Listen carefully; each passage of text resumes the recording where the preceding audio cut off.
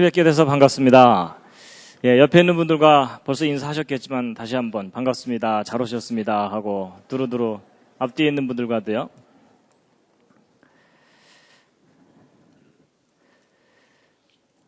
함께 읽으시겠습니다. 시작. 땅과 거기 충만한 것과 세계와 그 중에 거하는 자가 다 여호와의 것이로다. 아멘.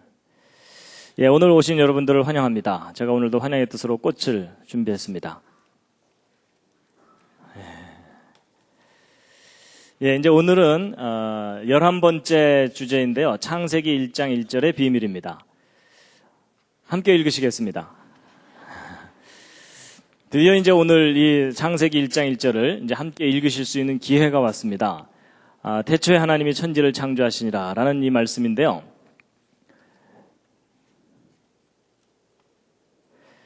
시편 19편 7절에 보면 여호와의 율법이 완전하다라는 말씀이 있는데 함께 읽으시겠습니다. 시작. 여호와의 율법은 완전하여 영혼을 소성케 하고 여호와의 증거는 확실하여 우둔한 자로 지혜롭게 하며. 영어 단어 중에 ignorance라는 단어가 있는데 잘못이 없다 이런 기본적인 뜻이 있는데 이것이 이제 성경에 적용될 때는 성경의 내용이 오류가 없다 이런 뜻으로 쓰입니다. 그 내용도 오류가 없을 뿐만 아니라 이제 그 기록의 보존성에 관해서도 이제 오류가 없는 것인데요. 보통 이제 기독교인들은 성경이 인간의 지혜로 꾸며낸 기록이 아니고 창조자 하나님이 인간에게 주신 거룩한 말씀이다 이렇게 믿고 있고 1.1획도 틀리지 않는 완전한 말씀이다라고 고백합니다. 그렇죠. 근데 이제 그렇게 우리가 이제 고백하지만 그렇다는 객관적인 증거가 뭐냐 이렇게 따지고 들면 별로 할 말이 없습니다. 너도 믿어봐 뭐 이러는 수밖에 없거든요. 근데 이제 오늘 창세기부터 시작되는 이 기록이 1.1획도 틀리지 않는 완전한 기록이라는 객관적이고 과학적인 증거를 오늘 소개해 드릴 겁니다. 하나님의 말씀이 정말 완전하다는 이제 증거를 소개해 드릴 텐데요. 그래서 이제 창세기 1장 1절의 비밀, 성경은 참으로 완전한 말씀인가 하는 내용인데, 오늘 내용도 조금 어렵습니다. 일단 수학이 나옵니다. 지금. 그래서 오늘 각오를 좀 하셔야 되는데요.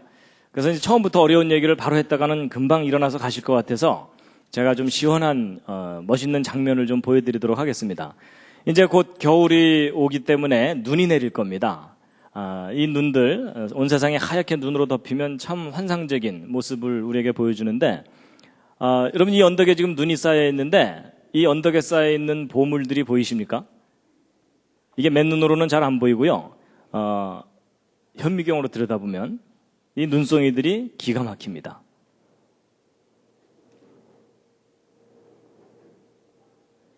아마 눈을 이렇게 자세하게 보실 기회가 별로 없으실 겁니다. 현미경으로 실험실에서 들여다봐야만 저렇게 보이는 거거든요. 그래서 이제 이 눈송이들이 자랄 때 아주 작은 결정체가 점점 시간이 지나면서 이렇게 크게 이렇게 자라게 됩니다. 눈송이를 좀 감상을 하시겠습니다.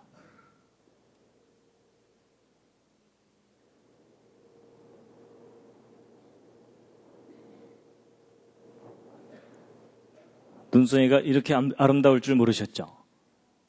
기가 막힙니다. 그래서 제가요, 여름에 냉채, 하여튼 이렇게 접시에다가 저런 거 디자인해서 팔면 잘 팔릴 것 같은.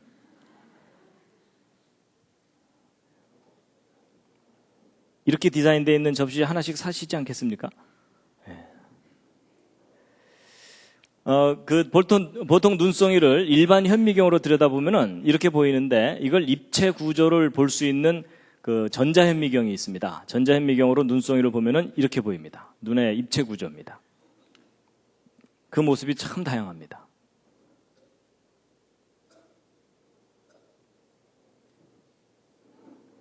이건 꼭 장미꽃 비슷하죠? 쌀이눈 같은 거를 이렇게 단면을 보면 이렇게 되고요. 기하학적 모양도 있고요. 티테이블도 있습니다.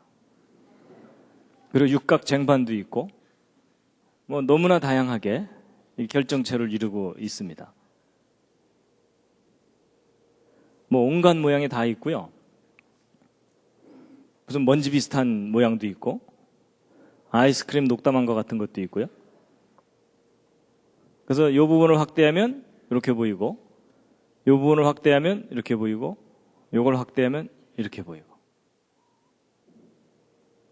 이 부분을 확대한 것이 이 오른쪽 사진이고 또 이 부분을 확대한 것이 이거고 더 확대하면 이렇게 보이고 계속 확대하면 이렇게까지 보입니다. 이건 가느다란 실에 눈꽃 같은 것이 핀 그런 것이죠.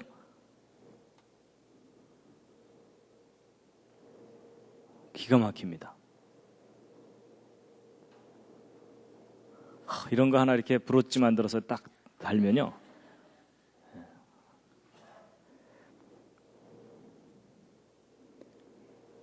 눈이 내리고 있습니다.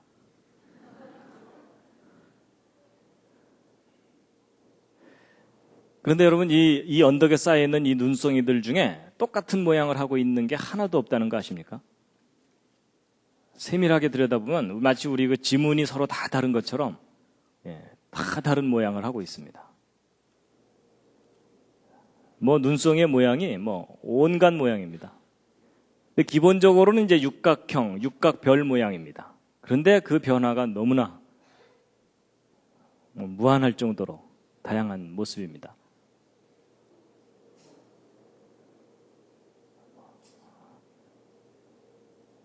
너무나 아름답죠.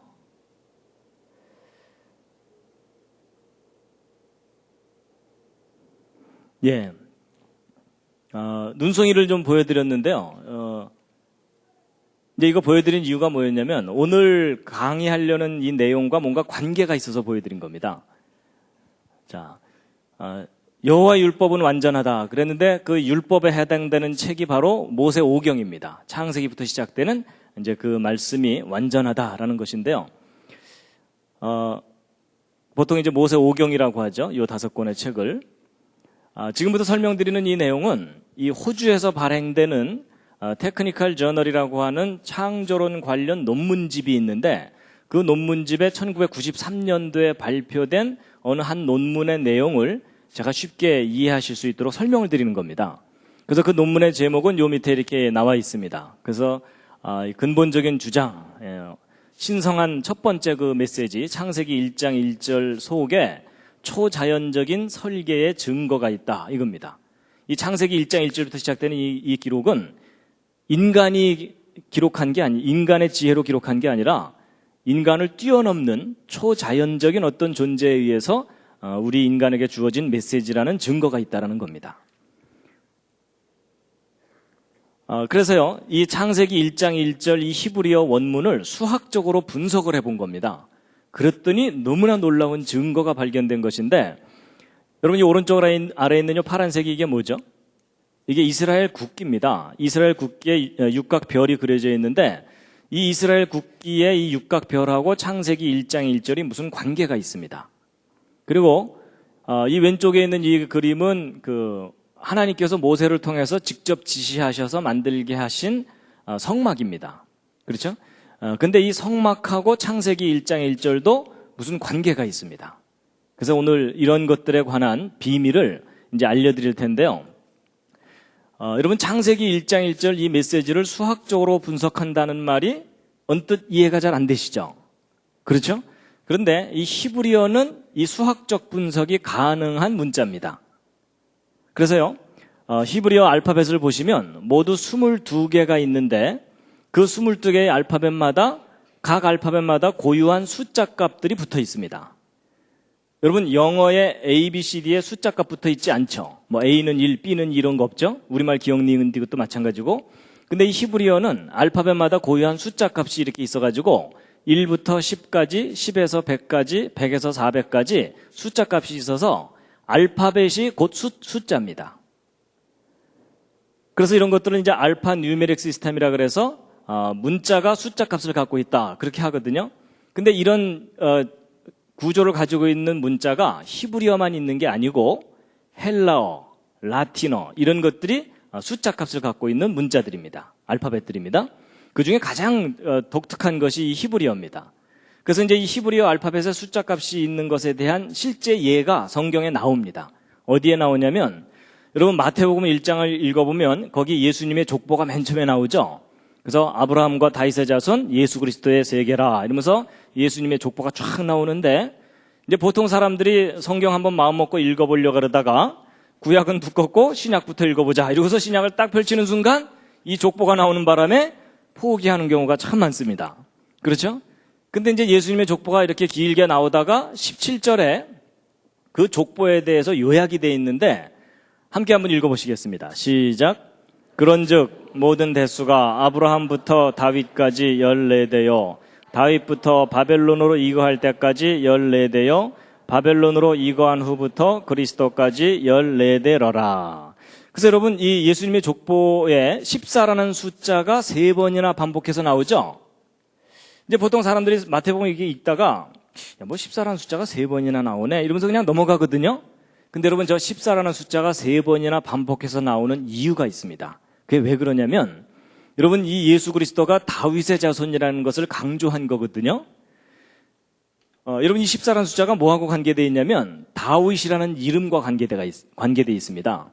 여러분 다윗을 히브리어로 표기하면 다위드 이래서 영어로 따지면 DWD거든요. 근데 요것에 해당되는 숫자 값을 여기서 찾아보면 4, 6, 4죠. 요걸 싹 더하면 어떻게 됩니까? 그게 14가 됩니다. 그래서 다윗이라는 이름의 숫자 값이 14입니다.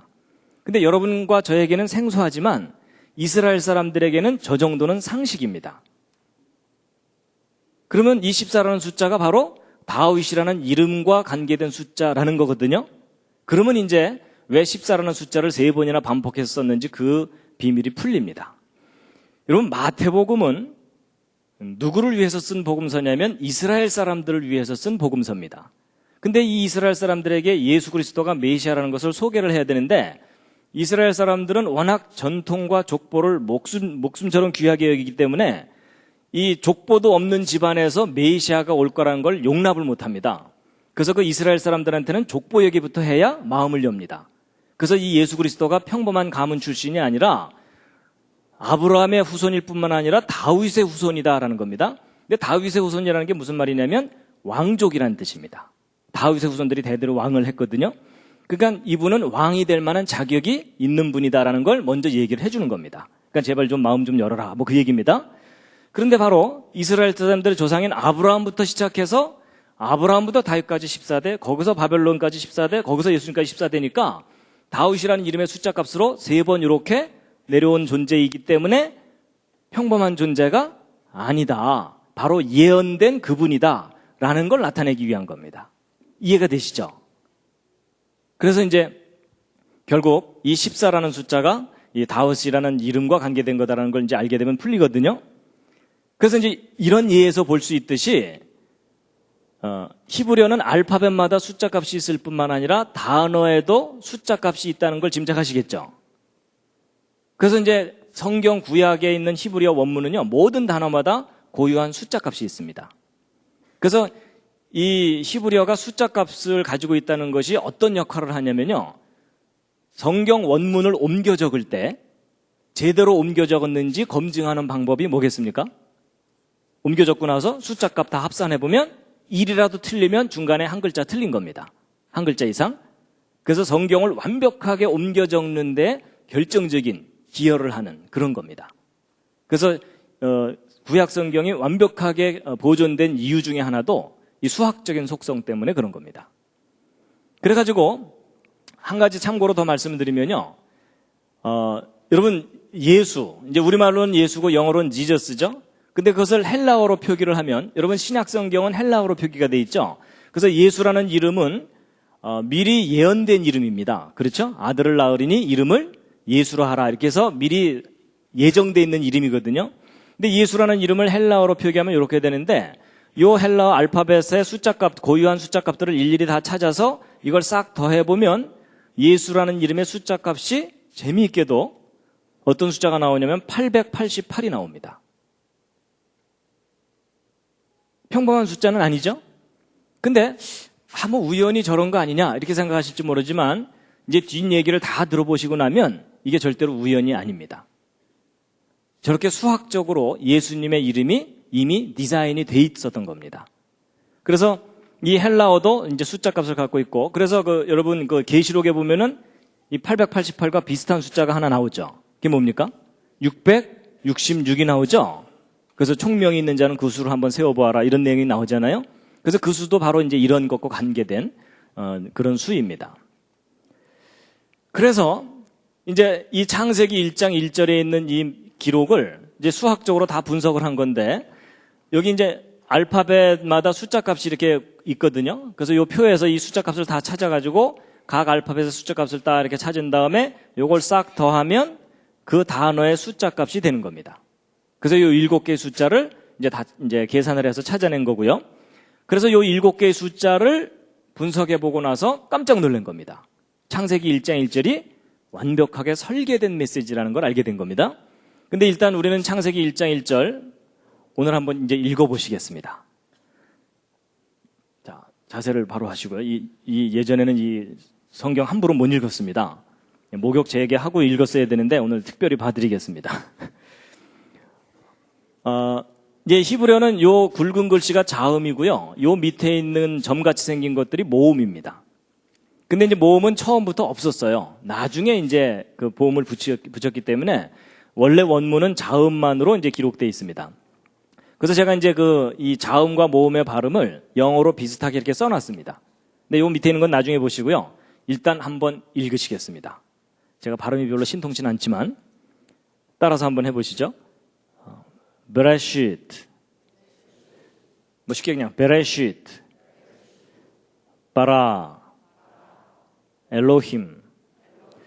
어디선가 들어보셨죠? 그렇죠? 예, 엘로힘.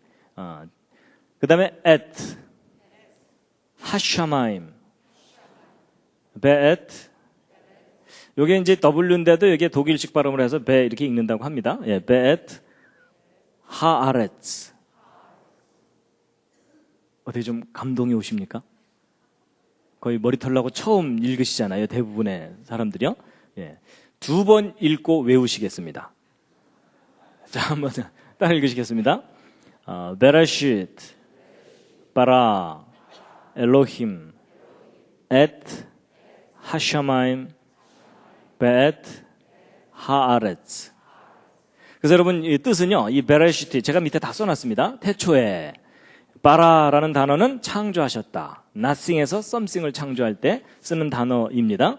그 다음에 엘로힘, 전능자 하나님입니다.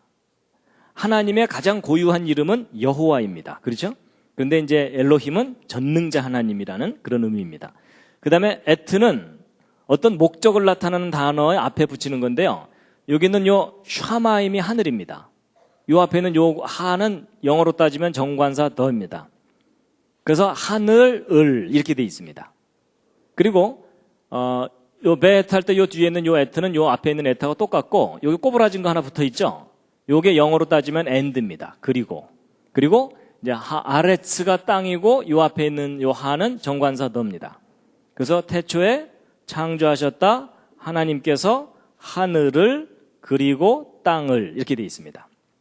그래서 우리말 성경은 천지를 하고 한 단어로 되어 있는데 히브리어는 하늘, 땅이 이렇게 나눠져 있습니다. 그래서 한 번 더 읽고 외우시겠습니다. 자, 2글자씩 읽겠습니다. 베레시트 바라, 엘로힘, 앳 하샤마임, 베엣 하아렛. 자, 한번 읽어보시죠. 혼자서.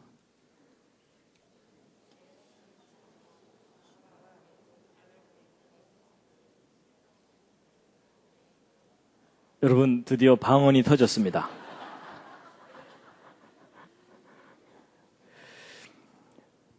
다 같이 한번 읽어보시겠습니다. 시작. 베레시트 바라 엘로힘 앳 하샤마임 베엣 하아렛. 예, 이제 바로 이제 이렇게 되는데요. 자, 여러분 이 창세기 1장 1절을 이게 이 숫자들을 수학적으로 분석한다라고 하면 이제 어떤 분들은 저거 좀 이상하다 이런 생각이 드실 거예요. 뭐냐면 여러분 우리말 한글 맨 처음 훈민정음 창제됐을 때에도 사이시옷, 아레야 이런 거 있었죠. 근데 그게 중간에 없어졌잖아요.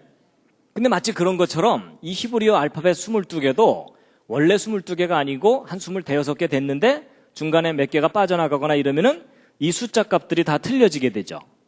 그럼 저 숫자 값들이 시대마다 자꾸 틀려진다면 이 창세기 1장 1절을 수학적으로 분석한다는 게 의미가 있겠어요? 없겠어요?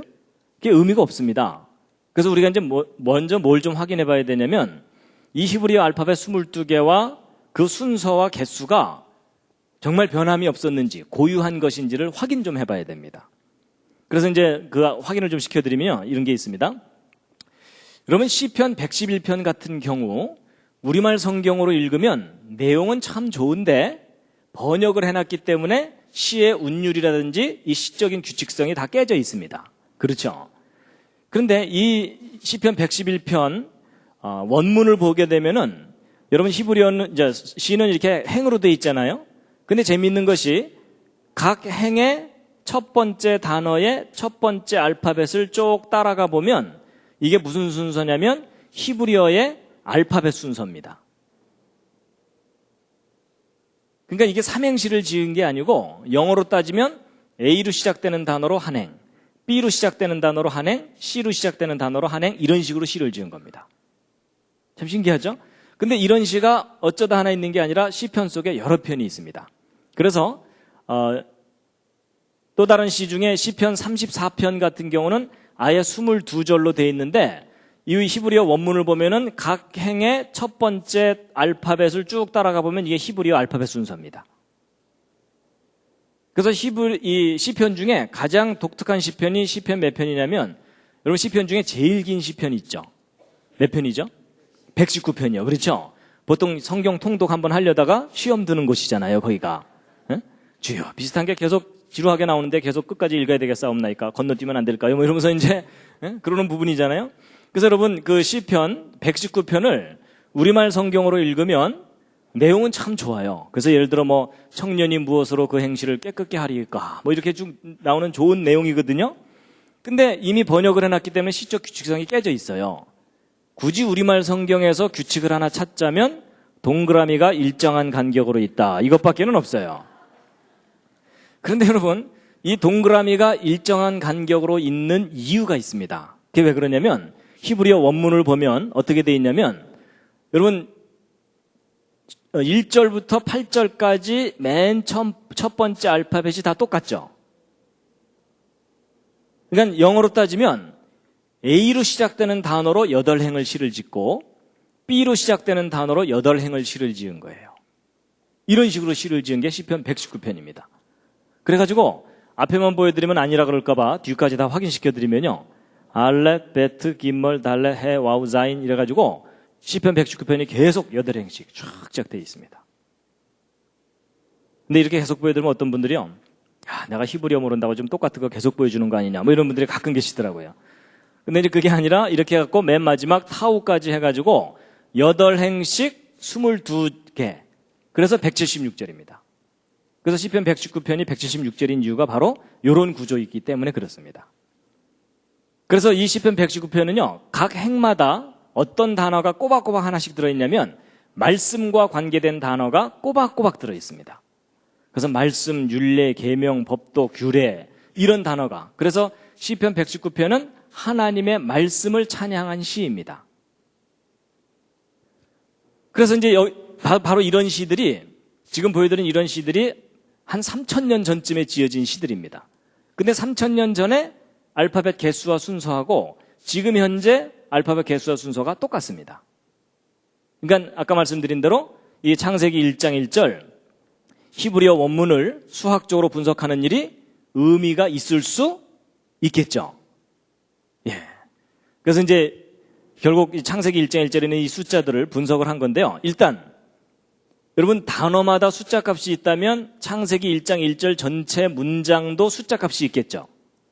그 숫자 값은 요 7개의 숫자를 싹 더하시면 됩니다. 각자 출신, 주산, 암산 학원의 명예를 걸고 창세기 1장 1절 이 메시지의 숫자 값을 한번 계산해 보시죠. 얼마가 나옵니까? 네, 하여튼 그건 따로 한번 계산해 보시고요. 자, 지금부터 1분을 드리겠습니다. 1분을 드릴 테니까 이 7개의 숫자를 유심히 보시면서 저 속에 뭔가 특별한 계시가 들어있지 않는가 한번 관찰해 보시기 바랍니다.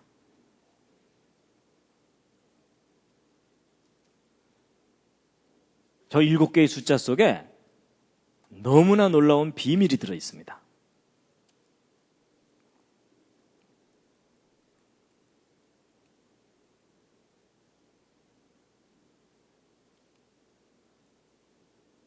혹시 뭔가가 보이는 분들은 손을 한번 이렇게 들어주시면.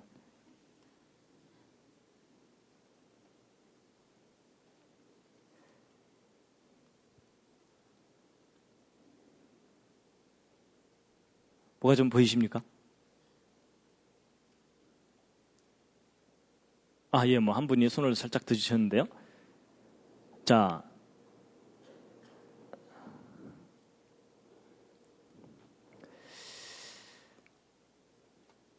뭐가 보이신 분? 뭐가 좀 특별한 게 보인다?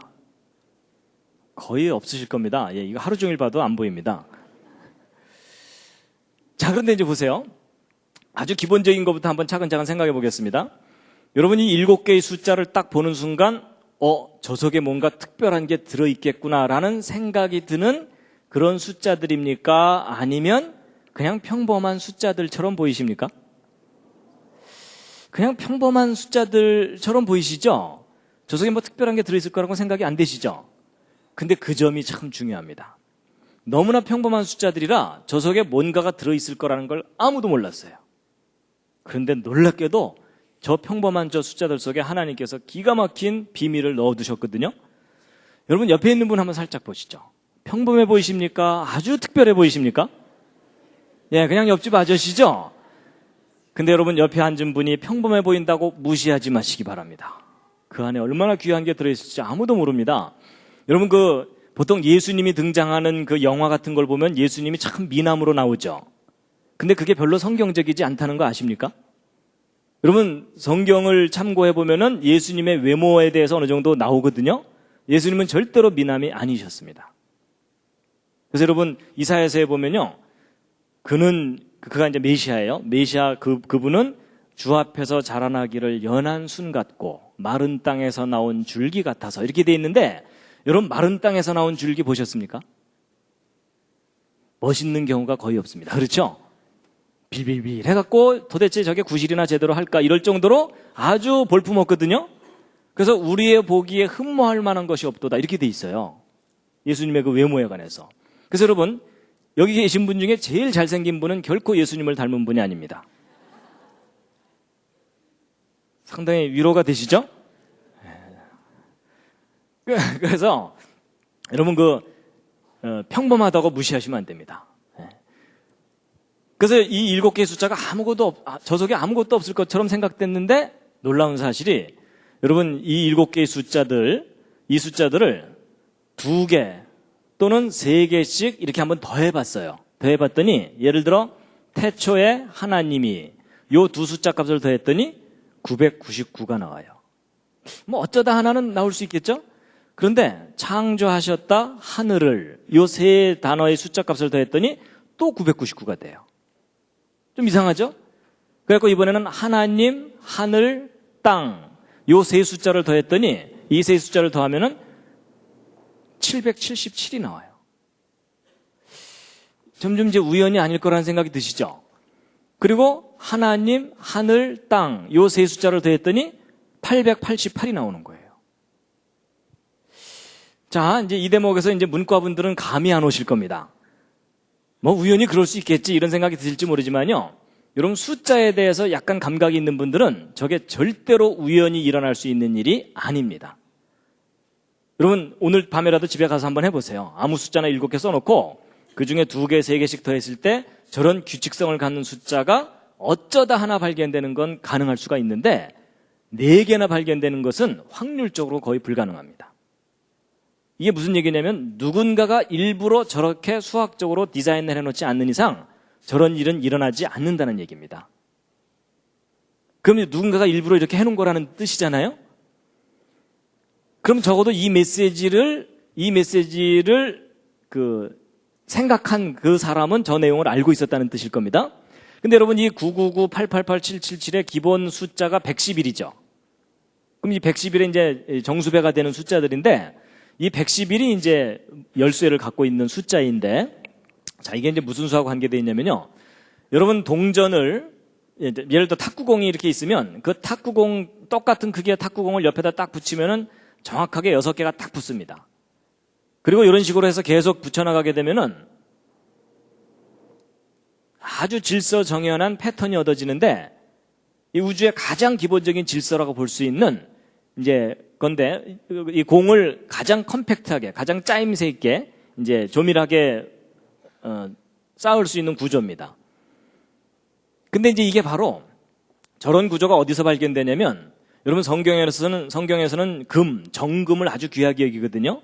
근데 금을 이렇게 눈으로 볼 때는 안 보이는데 전자현미경으로 그 내부 구조를 조사해 보면 금을 이루고 있는 원자들이 이런 식으로 배열되어 있습니다. 그래서 여러분이 손오공처럼 조그매져 갖고서 저 금속을 들어가잖아요. 그러면 원자들이 이렇게 군대처럼 배열되어 있는 것을 보시게 됩니다. 아주 장관이죠. 그래서 참고로 재미있는 장면을 하나 보여드리면요.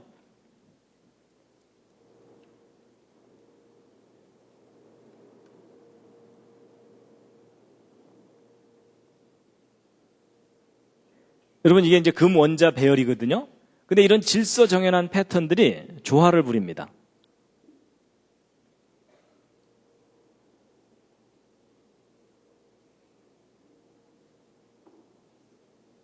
매직입니다.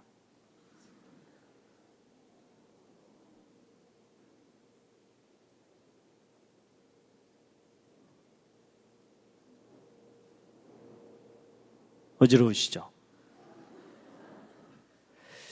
여러분 아주 질서 있는 패턴들이 서로 간섭을 하면서 또 다른 무늬를 만들어내는 이런 걸 간섭 무늬라고 하거든요. 그래서 여러분 하나님이 창조하신 이 질서 있는 세계가 이 질서가 또 조화를 부리고 이렇게 돼 있습니다. 그래서 하나님이 창조하신 세계 참 신기한 세상인데요. 그런데 이제 여러분 이 질서정연한 이 패턴 속에 숨어있는 별이 있습니다. 그 별이 무슨 별이냐면 바로 다윗의 별입니다. 육각별이 들어있거든요. 그래서 이 파란색으로 된 제일 작은 별, 그 다음 노란색으로 된 그 다음 큰 별, 빨간색으로 된 세 번째 다윗별 이렇게 있는데 이런 다윗별들이요. 바로 이스라엘 국기에 있는 그 육각별이잖아요. 자, 이제 이 육각별이 무슨 의미를 가지고 있는 건지 보실 텐데요. 여러분 이 맨 첫 번째 다윗별을 이룰 수 있는 동그라미 개수가 모두 몇 개냐면 이게 세어보시면은 이게 모두 13개입니다. 그래서 13이라는 숫자는 첫 번째 다윗별을 만드는 숫자다라고 기억을 좀 해두시기 바랍니다. 그럼 이제 하나 더 큰 다윗별은 그럼 얼마냐? 하나 더 큰 다윗별은 37입니다. 37개가 있어야 두 번째 다윗별을 만들고 그 다음에 또 하나 더 큰 다윗별이 뭐냐면 세 번째 다윗별이 바로 73입니다. 그래서 13, 37, 73이라는 이런 숫자들은 다윗의 별을 만들 수 있는 숫자. 그래서 보통 그 도형을 수학적으로 연구하는 사람들이 도형수라고 하는 수입니다. 특히 이제 육각별을 만드는 수. 이래서 이렇게 얘기합니다. 그래서 이 숫자들을 좀 기억을 해 두시면요. 지금 이 두 번째 다윗별의 숫자가 37이라 그랬죠. 근데 이제 보세요. 아까 나왔던 이 111이 어떤 수냐면 두 번째 다윗별 37을 3개를 더하면 얼마가 나옵니까? 37을 3번 더하면? 그게 바로 111입니다. 그럼 이 111은 다윗별 3개를 더한 숫자인데 그것에 또 정수배들이니까 결국 이 숫자들 속에는 뭐가 잔뜩 들어있는 거겠어요? 다윗의 별이 잔뜩 들어있는 거예요. 그러니까 창세기 1장 1절 속에 다윗의 별이 잔뜩 반짝반짝 들어있는 겁니다. 그런 수학적 구조를 갖고 있어요. 그래서 창세기 1장 1절과 다윗의 별이 무슨 관계가 있어요, 수학적으로. 그 다음에 이제 여러분 이 우주의 가장 기본 질서가 수학적 질서입니다. 그래서 우리 초등학교, 옛날에는 초등학교 이제 국민학교 들어가면은 맨 처음 배우는 것이 1, 2, 3 이거 숫자 배우죠? 그래갖고 이제 1, 2, 3 이렇게 해서 쭉 1, 2, 3 이렇게 쭉 나가는데 이렇게 쭉 계속 나가다 보면 계속 정삼각형을 이루죠. 그래서 이 오른쪽 숫자들은 정삼각형 수라고 하는 숫자들입니다. 1, 3, 6, 10 이렇게 되죠. 그래서 이걸 이제 정삼각수라고 하는데 삼각수. 근데 이제 아까 여러분 창세기 1장 1절 이 7개의 숫자를 싹 더하면 얼마가 됩니까? 혹시 계산해 보신 분 계십니까? 얼마죠? 2701, 2701 맞는지 한번 보겠습니다. 맞았습니다. 그래서 여러분 이 창세기 1장 1절의 메시지가 2701이거든요. 근데 여러분 저 숫자가 무슨 특별한 숫자처럼 보이지 않으시죠? 근데 이 숫자가 아주 특별한 숫자인데 무슨 수냐면 여러분 1부터 계속 정삼각형을 이루어 나가면 73번째 정삼각수입니다. 2701이. 그럼 이게 무슨 말이냐면 이 중에 1이라도 빠지거나 1이 더 들어가면은 정삼각형이 안 된다는 뜻이죠. 정확하게 73번째 정삼각수예요. 그래서 창세기 1장 1절 메시지의 숫자 값이 정삼각형을 이루고 있는 거예요. 근데 이제 이것만 얘기해드리면 뭐 우연히 그럴 수도 있지 이러실까봐 제가 하나 더 보여드리면 여러분 창세기 1장 1절 메시지 중에 제일 뒤에 있는 이 두 단어가 땅을 이렇게 돼 있어갖고 땅의 창조에 관한 것이거든요. 여러분 천지 창조 중에서 땅의 창조가 중요하죠. 안 중요하다고 생각하시는 분들은 지구를 떠나주시기 바랍니다. 여러분 하나님의 창조에 가장 관심이 있는 부분이 땅이에요. 우리 인간이 있잖아요. 그렇죠? 그래서 땅의 창조가 중요한데 이 땅의 창조에 해당되는 이 두 단어의 숫자 값을 더하면 703이 나오거든요. 그런데 저게 또 평범한 숫자가 아닙니다. 이 숫자가 무슨 수냐면 37번째 정삼각수입니다. 자 보세요. 여러분 아까 천지창조 전체 메시지는 73번째 정삼각수라 그랬죠? 근데 땅의 창조에 해당되는 것은 37번째 정삼각수라 그랬죠? 둘 다 정삼각수예요. 근데 재미있는 것은 37과 73을 곱하면 도로 2701이 됩니다. 아직 정신을 잃으시면 안 됩니다. 이게 무슨 얘기냐면 이 창세기 1장 1절이 너무나 완벽하게 수학적으로 짜여져 있는 거예요. 신기하죠? 이거 우연히 저럴 수 있는 게 아닌데 그래가지고 이거 창세기 1장 1절 이거 너무 신기한데 근데 여러분 아까 보세요. 37, 73 어디선가 본 듯한 숫자죠.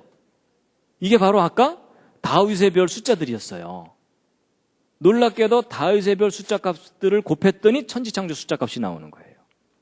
그러니까 창세기 1장 1절과 다윗의 별이 너무나 완벽하게 수학적 조화를 이루고 있는 거예요.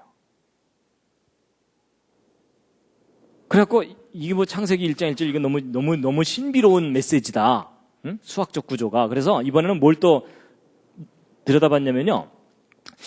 혹시 이 알파벳 개수에도 무슨 의미가 있는 게 아니냐. 이래갖고 여러분 첫 단어 알파벳 6개입니다. 모음은 안 따지고 자음만 따지는 겁니다. 두 번째 단어 3개, 5개, 2개, 5개, 3개, 4개 이렇게 있고 창세기 1장 1절을 이루고 있는 알파벳 개수는 모두 28개예요. 근데 여러분 첫 단어, 첫 문장이잖아요. 여러분 성경에서는 항상 첫 번째 것을 중요하게 여기죠. 그럼 이제 첫 단어가 6개, 첫 문장이 28개인데 여러분 6하고 28이라는 숫자가 무슨 특별한 숫자처럼 여겨지지 않으시죠? 근데 여러분 이것은 수학자들에게 아주 특이한 숫자입니다. 수학자들이 완전수라고 부르는 수입니다. 퍼펙트 넘버. 완전수가 무슨 뜻이냐면요. 여러분 6이라는 숫자는 1로도 나눠지고 2로도 나눠지고 3으로도 나눠지죠. 근데 자기를 나눌 수 있는 숫자를 싹 더하면 자기 자신이 되는 수를 완전수라고 얘기합니다. 성경적인 의미의 완전수가 아니라 수학적 완전수. 그리고 28도 마찬가지입니다. 28도 1로도 나눠지고 2로도 나눠지고 4로도 나눠지고 14로도 다 나눠지죠. 이 말이 잘 이해가 안 가시는 분들은 회개하셔야 됩니다. 분명히 학창시절에 심히 조르신 겁니다. 그런데 자기를 나눌 수 있는 숫자를 싹 더하면 자기 자신이 되는 수예요. 이런 걸 완전수라 그래요. 근데 희한하게도 첫 번째 단어의 알파벳 개수와 첫 문장의 알파벳 개수가 둘 다 완전수인 거예요. 그래서 이제 6도 완전수고 28도 완전수니까 어떤 분들도 생각하기를 이게 자주 있는가 보다. 50쯤에도 완전수가 또 있고 100쯤에도 또 있고 자주 있나? 아닙니다. 여러분 이런 놀라운 특징을 가진 완전수는 1부터 3천만까지 3천만 개의 숫자 중에 4개밖에 없습니다. 그 중에 첫 번째 완전수가 첫 단어의 알파벳 개수, 두 번째 완전수가 첫 문장의 알파벳 개수인 것도 우연일 수도 있겠지만 지금까지 상황으로 봐서 이제 또 우연이 아닐 가능성이 높죠? 누가 일부러 이렇게 한 거라는 거예요. 그리고 또 재미있는 것은 이 6하고 28이 아까 말씀드렸던 정삼각수 중에 세 번째 정삼각수, 일곱 번째 정삼각수예요. 그러니까 얘네들은 완전수이면서 정삼각수이기까지 한 거예요. 근데 여러분 아까부터 이상하게 3이라는 수하고 7이라는 숫자가 좀 자주 나오죠. 그래서 창세기 1장 1절을 보면은 희한하게도 이 다윗의 별과 관계된 숫자들의 완벽한 조화를 이루고 있어요. 잠시 기지개 한번 켜주시겠습니다. 지금 상당히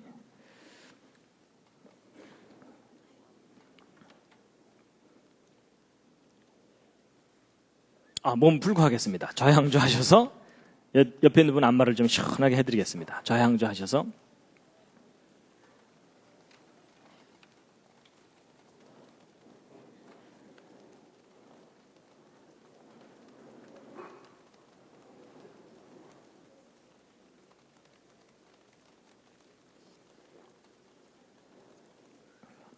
혼자 계신 분들은 혼자서라도 좀 이렇게 팔을 좀 이렇게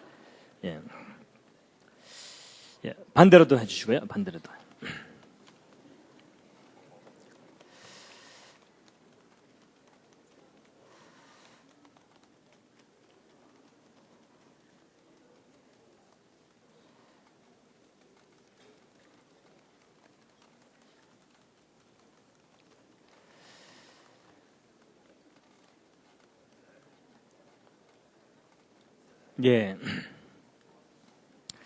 그 숫자만 나오면 아무 생각이 없어지는 분들은 오늘 너무 무리하지 마시고요. 그냥 졸다깨다 그냥 이렇게 감상만 하셔도 됩니다. 오늘은 하여튼 제 강의 이 후반부는요, 아무래도 이과분들을 위한 강의입니다. 그동안 널리 소외됐던 그분들에게 이제 성경의 놀라운 비밀을 알려드리는 건데요. 자, 보세요. 여러분, 이 세 번째 다윗별 73하고 이 두 번째 다윗별 37과의 관계가 또 어떤 면이 있냐면 이런 게 있습니다. 여러분, 이 세 번째 다윗별 가운데 정육각형 하나 들어있죠. 그럼 이 정육각형을 똑 떼어내면 이게 바로 32번째 다윗별하고 숫자가 똑같습니다. 무슨 말이냐면 이 가장자리에 있는 걸 하나 딱 떼어서 여기로 싹 돌려놓으면 두 번째 다윗별이 돼버리죠.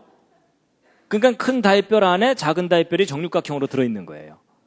이게 37입니다. 그래서 요 두 다윗별의 숫자 값을 곱하면 천지창조 숫자 값이 나오죠? 그런데 요 두 번째 다윗별 안에도 정육각형이 하나 들어있죠? 요거 똑 떼어내면 요게 얼마냐면 요게 19입니다. 근데 재밌는 건 요 두 숫자를 곱하면 아까 그 땅의 창조 숫자 값이 나옵니다. 희한하죠? 그리고 요거보다 하나 작은 다윗별이 13이고 또 요 안에 있는 정육각형이 7이거든요. 근데 이 7, 13, 19, 37, 73, 이 육각형이나 육각별을 이루는 이 숫자들은 수학으로 보면은 이게 다 소수입니다. 소수. 소수는 영어로 프라임 넘버라 그래서 1과 자기 자신 이외에는 안 나눠지는 숫자입니다. 뭐 2로도 안 나눠지고 3으로도 안 나눠지고 다른 수로 나눠지지 않는 수예요. 그런 희한한 숫자들로 창세기 1장 1절이 이루어져 있습니다. 근데 여러분, 이 다윗의 별은 기본적으로 정삼각형과 정육각형이죠. 근데 여러분, 정삼각형과 정육각형의 가장 작은 단위가 3하고 7입니다. 근데 여러분, 성경에서 3이라는 숫자가 기본적으로 상징하는 것이 뭐죠? 하나님의 신성에 관한 수입니다. 그렇죠? 성부, 성자, 성령. 7은 기본적으로 무슨 의미가 있죠? 하나님의 천지창조수입니다. 그렇죠? 6일 동안 창조하시고 하루를 쉬셨죠? 그래서 이 두 숫자가 뭐냐면 하나님의 천지창조, 이렇게 풀이될 수 있는 숫자거든요. 근데 여러분 아까 37, 73이 다 3하고 7로 이루어진 수들이잖아요. 그렇죠? 하나님의 천지창조와 관계된 수들입니다. 그래서 여러분, 우리가 살고 있는 이 물리적인 우주는 기본적으로 시간과 공간과 물질이라는 것으로 이루어져 있습니다. 그런데 그 시간은 과거, 현재, 미래라는 속성이 있고 공간은 X, Y, Z 세 축이 있어야만 표현이 가능합니다. 그래서 3차원이라 그러죠. 그 다음에 물질은 기본적으로 고체, 액체, 기체가 세 가지 형태가 있거든요. 그래서 희한하게도 이 우주는 3이라는 속성으로 이렇게 짜여져 있습니다. 그래서 이제 저것을 나름대로 이렇게 생각하는 분들이 있습니다. 이 우주를 창조하신 창조자 하나님께서 우리 사람에게 하나님 자신의 모습을 세 가지로 표현하셨거든요. 아버지 하나님, 아들로서 이 땅에 오신 하나님, 성령 하나님. 그래서 창조하신 그 하나님의 그 삼위의 그 속성이 그분이 창조하신 이 우주 안에 이러한 패턴으로 표현되어 있는 게 아니겠느냐라고 이해를 하는 분들도 있습니다. 그건 참고로 말씀을 드렸고요. 그래서 어쨌든 이 창세기 1장 1절이 놀랍게도 다윗의 별과 아주 강하게 관련이 되어 있는데요. 아까 제가 그 눈송이를 보여드렸던 이유가 이제 바로 그겁니다. 여러분 보세요. 이 눈송이를 보시면은 다윗의 별 모양이죠. 그렇죠? 여러분 이스라엘 국기도 그 속에 다윗별이 있잖아요. 저 다윗의 별이 어떤 메시지하고 관련이 있다고요? 태초에 하나님이 천지를 창조하시라는 메시지예요. 그래서 그 다윗의 별, 그러니까 창세기 1장 1절을 의미하는 상징이 다윗의 별입니다. 그러니까 이스라엘 국기가 펄럭일 때마다 무슨 메시지가 펄럭이는 거겠어요? 태초에 하나님이 천지를 창조하시니라라는 메시지가 펄럭이는 겁니다. 여러분 그 보통 그 자동차 타고 가다 보면은 빨간 바탕에 하얀 줄 하나 있는 거 있죠? 그게 무슨 뜻입니까? 진입 금지죠. 그렇죠? 아니 제가 무슨 말을 하려는 거냐면요. 여러분 팻말에다가 진입 금지 이렇게 써놓는 것보다는요. 동그라미에다가 하얀 바탕만 딱 그려놓고 나면 멀리서도 보면서 아 절로 들어가지 말라는 거라는 것을 아주 금방 알 수 있죠. 그런 걸 상징이라고 얘기하잖아요. 마찬가지입니다. 태초에 하나님이 천지를 창조하시라는 이 긴 메시지를 하나의 상징으로 딱 표현한 상징이 그게 뭐겠습니까? 그게 다윗의 별입니다. 그러니까 우리가 다윗의 별을 보면 어떤 메시지를 떠올려야 돼요? 이걸 이제 이 내용을 알았다면 태초에 하나님이 천지를 창조하시니라. 이제 이해가 좀 되셨습니까? 그럼 여러분 이 눈송이 디자인하신 분이 누구죠? 하나님이시죠. 그럼 하나님께서 저 눈송이 굳이 저런 모습으로 디자인을 하셨잖아요. 그러면 저 눈송이가 우리에게 상징하는 메시지가 뭐겠습니까? 태초에 하나님이 천지를 창조하시니라. 그럼 여러분 겨울에 하늘에서 눈이 내릴 때마다 뭐가 내려오는 거겠어요? 하늘에서 엄청난 메시지가 펑펑 내려오는 거예요. 그럴 줄 모르셨죠? 하늘에서 내려올 때마다. 여러분 이럴 때 쓰는 말이 뭔지 아세요? 귀 있는 자는 들을지어다. 그래서 여러분 금년 이제 곧 첫눈이 내릴 거 아닙니까? 괜히 좋아하지 마시고요. 첫눈이 내릴 때 하늘에서 무슨 메시지가 펑펑 내리겠어요? 태초에 하나님이 천지를 창조하시니라. 그 메시지가 하늘에서 내려오는 겁니다. 여러분 하나님께서 눈송이 만드시면서 얘네들이 왜 자꾸 육각형만 되냐 뭐 이러셨을까요?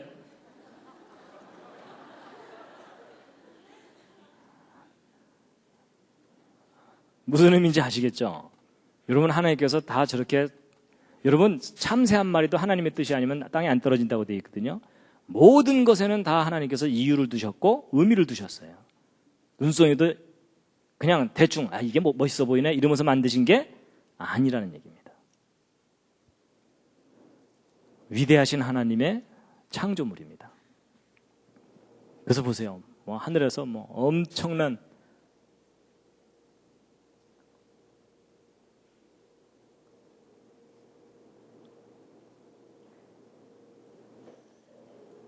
이 눈송이 속에 그 메시지가 들어있는 줄 모르셨죠?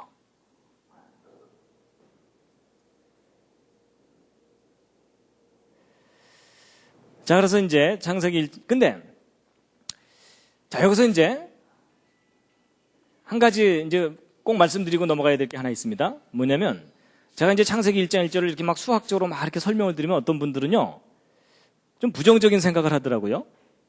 별 이상한 짓을 다 하네 뭐 이런 반응을 보이는 분들이 실제 있어요. 근데 여러분 이제 이 부분을 차분하게 잘 생각하셔야 됩니다. 여러분 이 창세기 1장 1절 이 메시지가 인간이 꾸며낸 거라면은 좀 이상한 것일 수 있겠지만 창세기 1장 1절 이 메시지는 근본적으로 누가 우리에게 주신 메시지죠? 창조자 하나님이 우리에게 주신 메시지거든요. 그러면 이 창세기 1장 1절 히브리어 원문 속에 지금 쭉 설명드렸던 이 수학적 구조가 들어있는 것을 창조자 하나님께서 아셨을까요? 모르셨을까요? 당연히 아셨겠죠. 혹시 모르셨을까요?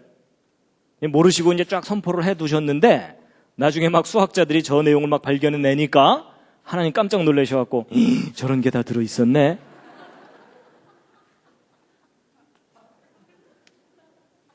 여러분 그 상황은 아니죠. 맞죠? 여러분 만약에 하나님이 모르셨다면은 하나님은 기본적으로 전능하신 분이 아니에요. 전지전능하신 분이 아닌 거예요. 그렇죠? 여러분 하나님이 의도하지 않으셨는데 또 저런 구조가 있을 수 있을까요? 아니죠. 여러분 바로 그 점을 놓치시면 안 됩니다. 여러분 우리가 차분하게 생각해보면 하나님이 아시는 정도가 아니고 저거 누가 디자인하셨겠습니까? 창조자 하나님께서 하신 일입니다. 그걸 오늘날 수학을 하는 사람들이 발견해낸 것일 뿐이고요. 그럼 우리가 이상하다고 생각할 게 아니라 왜 하나님께서 저렇게 해놓으셨을까를 이제 깨달아야만 됩니다. 맞죠? 예. 왜냐면요, 제가 이런 부분을 안 짚어드리고 제가 어디 가서 강의를 해드렸더니 저거 이단 아니요? 뭐 이러시더라고요. 그래서 이게 잘못하면 오해를 할 수가 있겠구나 싶어서 가장 기본적인 부분을 이제 짚어드린 겁니다. 예. 여러분 하나님이 의도하지 않으셨는데 저런 게 들어있을 수가 없습니다. 조작한다고 저렇게 들어가 있는 게 아닙니다. 조작한다고는 안 됩니다. 인간이 조작한다고 될 수 있는 일이 아닙니다. 자, 그런데 이제 시작입니다. 하여튼 오늘 일찍 집에 돌아가시기는 틀렸습니다. 포기하시고요. 저하고 아예 오늘 이 내용을 끝내고 가셔야 됩니다. 여러분 이 세 번째 다윗별과 두 번째 다윗별 사이의 그 도형적인 관계인데요. 특히 이 두 번째 다윗별 숫자인 37이 참 신기합니다. 육각별도 이루고 있지만 아까 육각형도 이룬다 그랬죠. 그리고 이 팔각형도 37입니다. 여러분 하나의 숫자가 세 가지 도형을 만들거든요. 여러분 하나의 숫자가 한 가지 도형을 이루는 것도 영광인데 세 가지나 이루니까 얼마나 특이해요. 그렇죠? 여러분 숫자들끼리 모여갖고 나는 사각형이다, 나는 삼각형이다 이러는데 어느 숫자는 난 아무것도 아니다 이러면 얼마나 쓸쓸해요. 그렇죠? 근데 이 37은 세 개나 이루어요. 그래서 이걸 수학하는 도형을 연구하는 사람들이 삼형수라고 얘기합니다. 이게 형수가 세 사람이 있다 이런 뜻이 아닙니다. 세 가지 도형을 만들 수 있는 숫자다. 그래서 아주 특이하게 여기는데 특히 여러분 그 수학에서 그 숫자를 갖고 이렇게 장난을 치는 일이 있거든요. 숫자의 조화를 이렇게 풀고 그럴 때 중요하게 사용되는 숫자가 37입니다. 근데 이제 37과 73의 도형적인 관계는요. 이 37에다가 테두리를 쫙 두르면 큰 다윗별이 되고 이 육각형에다가 66에 36을 딱 두르면은 이 큰 다윗별이 되거든요. 근데 마치 이 패턴 관계가 6일 동안의 창조와 하루의 안식 뭐 이런 것을 의미하는 게 아닌가라고 해석되는 그런 구조를 갖고 있고 그리고 이제 이 36이라는 숫자, 66이 36이라는 숫자도 평범한 숫자가 아니고요. 여러분 66이 36이니까 정사각형 수죠. 그러면서도 또 얘는 8번째 정삼각수예요. 그러니까 이런 걸 이형수라 그래요. 바이피규러인 넘버라고. 그리고 요 밑에는 이제 아래쪽 사이클이고 그 밑에도 또 이렇게 돼 있어갖고 여러분 37 안에 19 들어있다 그랬잖아요. 요 두 숫자 곱하면 703 땅의 창조 숫자 나오고 그 다음 37보다 하나 작은 다윗별이 13이고 19보다도 하나 작은 육각형이 7인데 13하고 7을 곱하면 91이 나오는데 이 91도 정육각형 숫자고 이 90, 여러분 아까 그 37 뒤집은 게 73이었죠. 그러면 이 19를 뒤집은 게 91이죠. 근데 이 19도 육각수인데 91도 육각수예요. 그냥 완벽하게 조화를 이루는 숫자들로 짜여져 있고 그 다음에 37과 13을 연결시켜주는 수가 24고 19와 7을 연결시켜주는 수가 12거든요. 근데 여러분 24가 10이라는 숫자도 평범한 숫자가 아니고 저게 성경과 관계된 수들입니다. 저게 구약과 신약에서 공통적으로 나오는 수들이에요. 여러분 12는 구약에서는 뭐가 떠오르세요? 이스라엘의 12지파. 이게 하나님을 섬기는 숫자들입니다. 이게 하나님을 섬기는 사람들에 관한 수인데 12지파. 그 다음에 신약에서는 뭐죠? 예수님의 12제자. 그 다음에 24는 구약에도 나오고 신약에도 나오는데 신약에서는 요한계시록에 하늘나라의 장로가 몇 명이죠? 24장로죠. 그 다음에 구약에서는 이 24가 뭐하고 관계 있죠? 제사장. 여러분 다윗왕 말기에 제사제도를 정비하는데 제사장 팀을 모두 몇 팀을 만들어요? 24팀을 만듭니다. 그래서 24 반열 이렇게 얘기하거든요. 이게 다 하나님을 섬기는 사람들에 관한 숫자들이에요. 그리고 이제 요 밑에 이렇게 있고요. 그래가지고 이제 야 이거 창세기 1장 1절 정말 신기하다 이래가지고 이번엔 뭘 조사해봤냐면 창세기 1장 1절 이 메시지에 맨 가장자리 울타리 숫자를 세워봤어요. 맨 가장자리. 그랬더니 이게 얼마냐면은 71을 3번 더하기 때문에 216이 나와요. 그러니까 이 가장자리 숫자를 쭉 더하면. 근데 여러분 저 216이라는 숫자가 또 평범한 숫자가 아닙니다. 이 216이라는 숫자는 무슨 수냐면 6 곱하기 6 곱하기 6. 그래서 6의 3승 숫자예요. 큐브 넘버라고 하거든요, 영어로. 근데 이 3승이라는 건 무슨 말이냐면은 정육면체 부피 구할 때 3승하죠. 그게 정육면체 수예요. 그래서 창세기 1장 1절이 정육면체 숫자 값으로 둘러싸여 있는데 그럼 이 정육면체가 성경과 무슨 관계가 있느냐? 있습니다. 여러분 창세기 1장 1절부터 계시록까지 성경 전체를 조사해보면 정육면체가 몇 군데 등장하거든요. 근데 그 정육면체가 다 어떤 장소냐면 거룩한 장소예요. 그래서 여러분 이 출애굽기에 보면은 창조자 하나님께서 모세를 통해서 성막을 만들게 하시잖아요. 근데 이 성막을 보시면 이 앞에 커튼을 열고 들어가면 거기가 성소입니다. 근데 그 안쪽에 밀실이 또 하나 있죠. 거길 뭐라 그럽니까? 지성소, 지극히 성스러운 장소, the most holy place거든요. 그래서 여러분 이 성소나 지성소는 아무나 못 들어가죠. 저 지성소는 또 누구만 들어가요? 대제사장이 속죄일 날 흰옷을 입고 들어가요. 그렇죠? 그래갖고 하나님과 만나는 그런 곳인데 요 지성소 있죠? 출애굽기에 나오는 대로 성막을 만들잖아요. 저 지성소 내부 구조가 어떤 모양이냐면 정육면체 모양입니다. 출애굽기를 읽으면 직접은 안 표현되어 있어요. 근데 출애굽기에 나오는 그대로 만들고 나면 정육면체예요. 그 내부가. 지성소가. 근데 거기만 그런 게 아니라 열왕기상에 보면은 솔로몬이 제대로 된 건물로 된 성전을 짓죠. 그 건물로 된 성전의 지성소도 정육면체예요. 그런가 하면 요한계시록에 보면 지금 현재 땅에 있는 예루살렘 말고 하늘에 있는 예루살렘이 있는데 거기에는 직접 가로 세로 높이가 나오거든요. 성경에 기록되어 있는데 정육면체입니다. 그래서 성경에서 일관성 있게 정육면체가 다 어떤 장소냐면 거룩한 장소예요. 근데 그 거룩한 장소를 상징하는 정육면체의 숫자 값으로 창세기 1장 1절이 둘러싸여 있는 것도 우연일 수도 있겠지만 이제 더 이상 우연이 아니에요. 그렇죠? 그렇다면 무슨 말이냐면 이 말씀이 거룩한 말씀이다 라는 뜻입니다. 그 다음에 이제 창세기 1장 1절 속에 무슨 수가 들어있냐면요. 여러분 천지창조 이 전체 중에 땅의 창조가 중요하다 그랬잖아요. 근데 땅의 창조에 해당되는 703이라는 숫자를 빼고 나면 나머지 5개의 숫자 값이 얼마냐면 1998입니다. 근데 여러분 이 1998이 무슨 수냐면요. 666을 3번 더한 숫자입니다. 여러분 드디어 666이 나왔습니다. 무섭죠? 여러분 아까 그 계시록에 나온다고 하는 666 있죠? 그 숫자가 놀랍게도 창세기 1장 1절 속에 저렇게 수학적으로 계시가 돼 있어요. 근데 여러분 이 666도 정삼각형 수예요. 36번째. 그래서 이 땅의 창조 703을 가운데다가 두고 나면 666이 이 땅을 포유하고 있는 듯한 모습을 하고 있어요. 그래서 저게 도대체 무슨 의미일까라는 것을 나름대로 이제 분석한 분들이 뭐라고 이제 생각하고 있냐면 여러분 성경 전체 스토리를 이해하면 뭐가 나오냐면 창조자 하나님께서 이 우주를 창조하실 때 천사들도 만드셨어요. 근데 그 천사들 중에 하나님께 반역하고 쫓겨난 천사가 있죠. 그 대장이 누구죠? 루시퍼예요. 근데 그 루시퍼가 쫓겨나요. 쫓겨나는데 하나님께서 곧바로 멸하지 않으시고 마지막 심판 때까지 유예 기간을 주세요. 그래서 그 쫓겨난 타락한 천사들이 하늘에서 쫓겨내려와서 성경을 보면 어디에서 권세를 잡고 있다고 표현되어 있을까요? 공중 권세 잡은 자들이라고 되어 있어요. 여러분 하나님 하늘에 계시고요. 물론 그건 공간적인 하늘은 아니지만 하늘로 표현하잖아요. 그리고 우리 인간과 생명체들은 땅에 있죠. 하늘과 땅 사이에 중간에 하늘이 있잖아요. 중간 하늘이. 근데 이 공중 권세 잡은 자들이 여러분 하늘과 땅 사이에 커뮤니케이션을 해야 되잖아요. 서로 교통을 해야 되죠. 근데 그것을 중간에 가로막고 있는 존재가 바로 어둠의 세력들이에요. 그렇죠? 근데 마치 이 땅에 있는 우리를 둘러싸고서 하늘과의 교통을 방해하고 있는 듯한 패턴으로 이렇게 짜여져 있는 거예요. 그래서 이 666이라는 수가 계시록에만 나오는 줄 알았는데 아예 그냥 창세기 1장 1절 속에 있어요.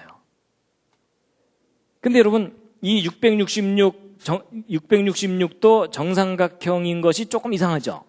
여러분 아까 정삼각수, 삼각, 3 이런 수는 하나님의 신성과 관계된 수라 그랬잖아요. 그렇죠? 그런데 이제 이런 차이가 있습니다. 이건 물론 이제 십진수적인 속성인데 여러분 천지 창조라든지 땅의 창조와 관계된 숫자들은요. 그것을 이루고 있는 요 컴포넌트 숫자들을 더해보면 3하고 7을 더하면 얼마죠? 10이고 703 더해도 10이고 2701 더해도 10이고 73 더해도 10이죠. 다 10 그러니까 이게 완전수예요. 근데 여러분 이 666과 관계된 이 숫자들은요. 여러분 이게 666은 36번째 삼각수거든요. 여러분 3하고 6 더하면 얼마입니까? 9죠. 666 더하면 어떻게 돼요? 그 666 더해도 18인데 이거 1하고 8을 다시 더하면 또 9가 되죠. 그 다음에 1998도 보세요. 1998 더하면 27이거든요. 근데 2하고 7을 또 더하면 어떻게 돼요? 또 9가 되죠. 항상 9가 돼요. 근데 이제 여러분 그 신학의 한 분야 중에 뭐가 있냐면 수신학이라는 게 있어요. 세오마틱이라 그래가지고 성경에 나오는 수에 관한 비밀을 푸는 학문이에요.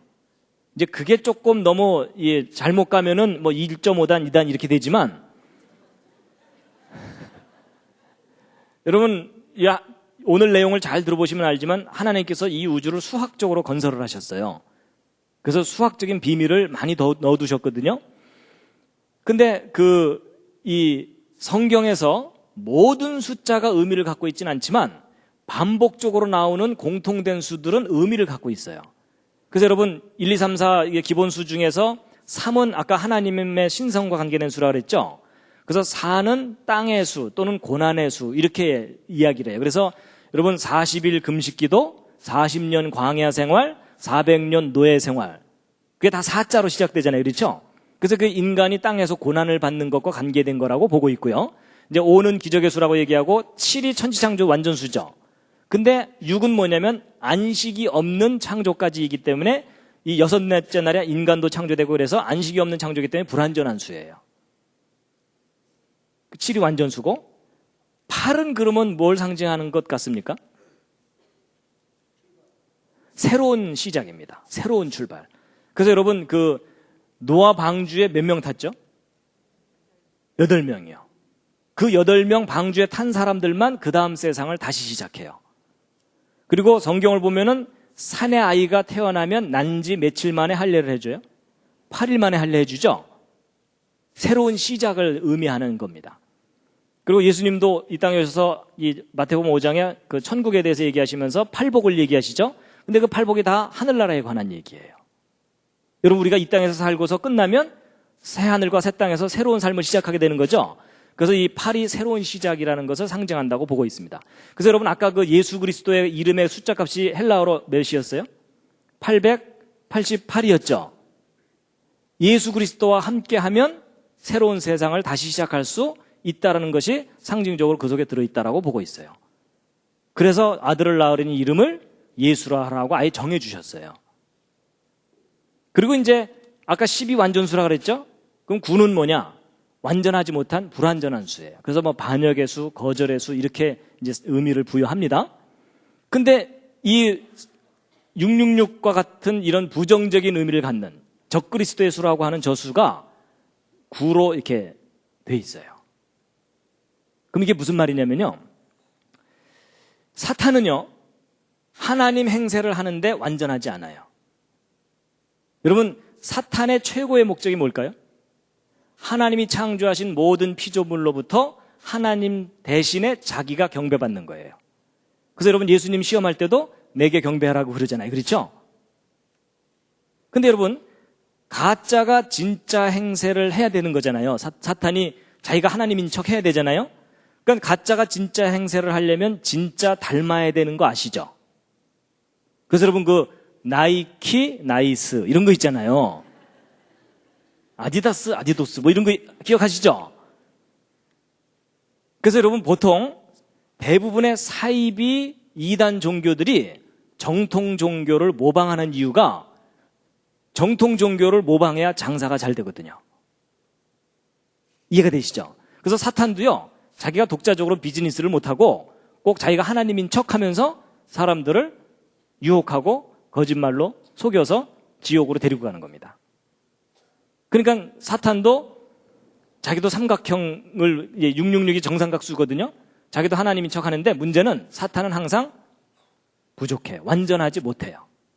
그래서 하나님과 사탄의 차이가 뭐냐면 여러분 나중에 성경을 보시면 그 사탄이요 막 하늘에서 불을 내리기도 하면서 사람들을 할 수 있거든 미혹하게 할 거라고 돼 있어요. 막 기적을 일으킨다는 뜻이에요. 그런데도 그러면서 사람을 미혹하게 한다고 돼 있기 때문에 사탄도 능력이 아주 커요. 근데 하나님과 사탄의 차이는 완전하신 분과 완전하지 못한 존재의 차이입니다. 그래서 이제 그런 의미가 이 속에 다 들어있다라고 보고 있습니다. 자, 이제 여기까지 쭉 설명을 드렸는데, 아직 괜찮으시군요, 상태가. 네, 잠시 한번 또 기지개를 살짝 켜시겠습니다.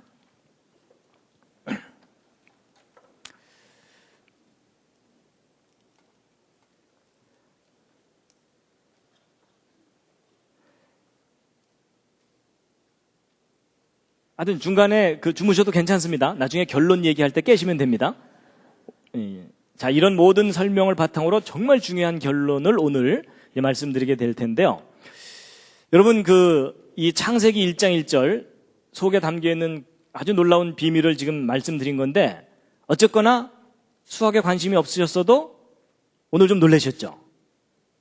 창세기 1장 1절 속에 이런 놀라운 비밀이 들어있을 줄 까맣게 모르셨잖아요? 그래서 이제 창세기 1장 1절에 놀라운 게 들어있다는 걸 이제 알려드리고 나면 사람들이 궁금해하는 게 하나 있어요. 그게 뭐냐면 1장 1절만 그런가? 그렇거든요. 그래서 이제 궁금해하실 것 같아서 제가 그 뒤를 좀 잠깐 보여드리면, 그래서 창세기 1장 2절의 첫 번째 단어의 숫자 값을 조심스럽게 더해봤어요. 무슨 일이 벌어지나? 그랬더니 2701에다가 302를 더하는 거잖아요. 그랬더니 얼마가 나오냐면은 3003이 나와요. 근데 이 숫자가 또 평범한 숫자가 아니에요. 이게 무슨 수냐면 77번째 정삼각수예요. 또 아니면 창세기 1장 1절만 저렇게 완벽하면 됐지? 그 다음 메시지의 첫 단어도 그 완전함과 강하게 연결이 돼 있어요. 뿐만 아니라 이 8번째 단어의 숫자 값을 더하고 난 다음에 이 앞에 있는 이 세 단어는 태초에 하나님이 창조하셨다 이고, 그 뒤에 있는 이 단어들은 피조물들이에요. 하늘, 땅 이런 것들이거든요. 그런데 이 5개의 피조물에 해당되는 이 단어의 숫자 값들을 싹 더했더니 얼마가 되냐면 1801이 나와요. 근데 이 숫자가 또 평범한 숫자가 아니고요. 이 수가 천지창조 전체 2701 정삼각형에 내접하는 가장 큰 정육각형이 있거든요. 이 숫자 값이 1801이에요.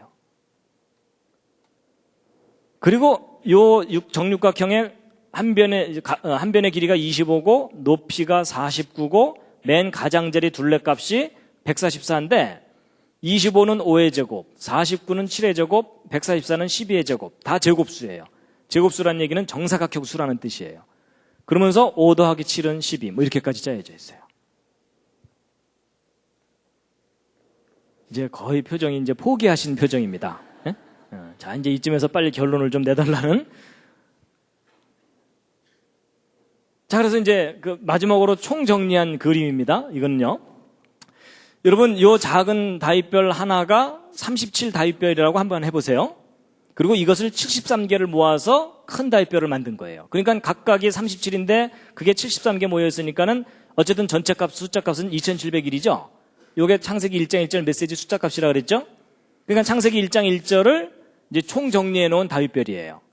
근데 요걸 분석해 보면 세 파트로 나눌 수가 있는데, 이 파란색으로 된 중심 부분, 빨간색으로 된 가장자리 부분, 그 경계면에 까만색이 이렇게 있죠.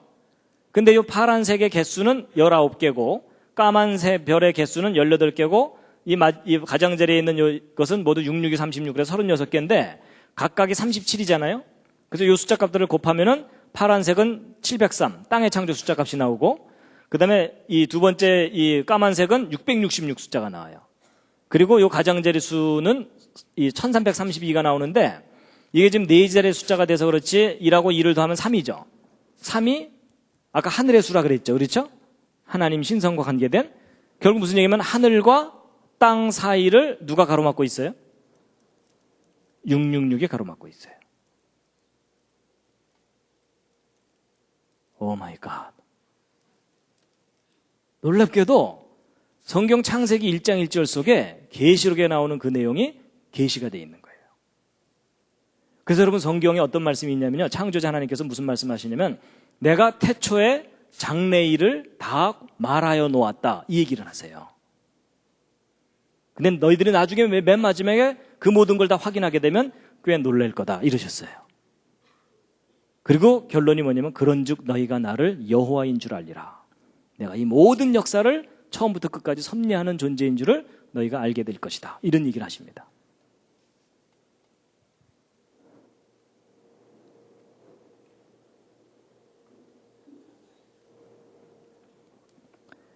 그래서 이제 보세요.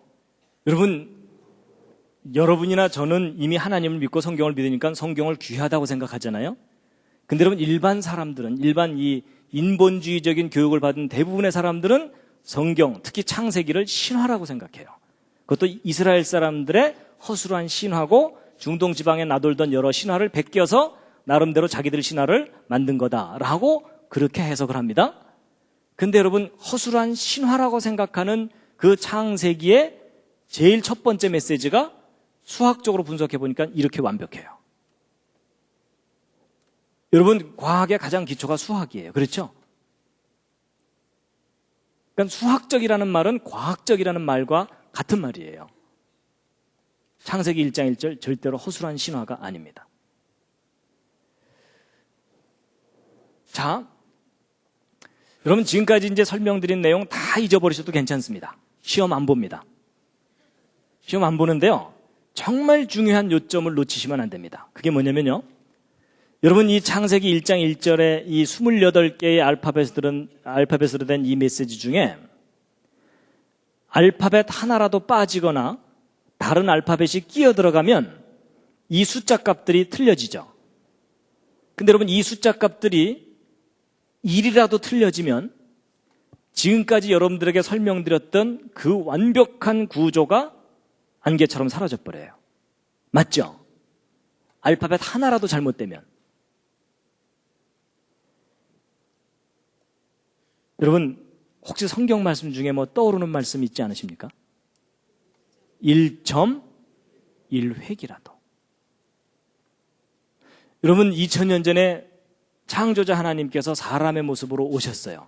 예수 그리스도이시죠. 그렇죠? 근데 그 예수 그리스도께서 마태복음 5장에 산상수훈 중에 무슨 말씀을 하시냐면 내가 율법이 뭐냐면 이 모세오경이에요. 그렇죠? 창세기부터 시작되는 율법이나 선지자나 폐하러 온 줄로 생각지 말라. 자, 이제 내가 왔으니까 율법 없던 걸로 치자. 이러려고 오셨다는 게 아닙니다. 폐하러 온 것이 아니고 완전케 하려고 왔다. 그러시면서 그 다음 하시는 말씀이 뭐냐면 내가 진실로 너희에게 이르노니 천지가 없어지기 전에는 이 율법에, 이 창세기부터 시작된 이 율법에 1.1획이라도 반드시 없어지지 아니하고 다 이루리라 하신 그 말씀이 사실입니다. 여러분이 창세기부터 시작되는 이 말씀 중에 인간이 마음에 안 든다고 알파벳 하나라도 빼뜨리거나 다른 알파벳을 집어넣게 되는 순간 그 완전한 메시지가 사라져버립니다. 그 완전함이.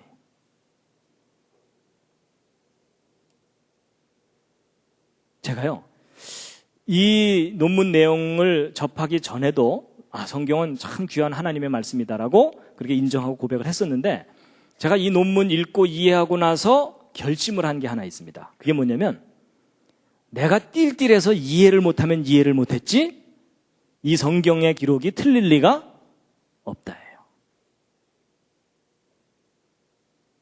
제가 그러고 났더니요, 그 다음에 성경을 읽을 때 토시 하나까지 살아서 이렇게 들어오는 그런 느낌이 드는 거 있죠. 예전에는 대충 의미만 파악하려고 그랬어요. 아니에요. 이 말씀이 기록된 그대로 100% 완벽한, 완전한 말씀이에요. 여러분과 제가 믿는 그 예수 그리스도의 복음이 있잖아요. 그 복음이 마태복음 그 사복음서에 있잖아요. 근데 여러분 그 사복음서의 그 신약의 근거가 되는 게 구약이죠. 구약 중에서도 가장 기초가 되는 것이 모세오경이에요. 그래서 여러분 예수님께서 이 땅에 오셨을 때 항상 뭐라고 그러셨냐면 모세의 글에 뭐라고 기록되어 있느냐 이걸 항상 얘기하시잖아요. 그러니까 모든 성경의 가장 기초가 모세오경이에요. 그 중에서도 창세기가 가장 기본 기록이에요. 그 중에서도 오늘날 현대인들이 제일 안 믿는 데가 어디입니까? 창세기 1장부터 11장까지. 아브라함 이후는 축복받으려고 많이 믿어요. 그렇죠? 근데 그 이전은 거의 신화 취급하면서 안 믿어요. 그걸 사실로 믿질 않아요. 근데 1장부터 11장까지 내용 중에 제일 중요한 게 천지창조예요. 창세기 1장. 그 중에 가장 기초가 되는 말씀이 뭡니까? 창세기 1장 1절이에요. 여러분, 기독교 신앙의 가장 기초가 창세기 1장 1절이잖아요. 그 기독교 신앙을 떠받치고 있는 그 첫 번째 메시지가 지금 보신 것처럼 이렇게 완전해요.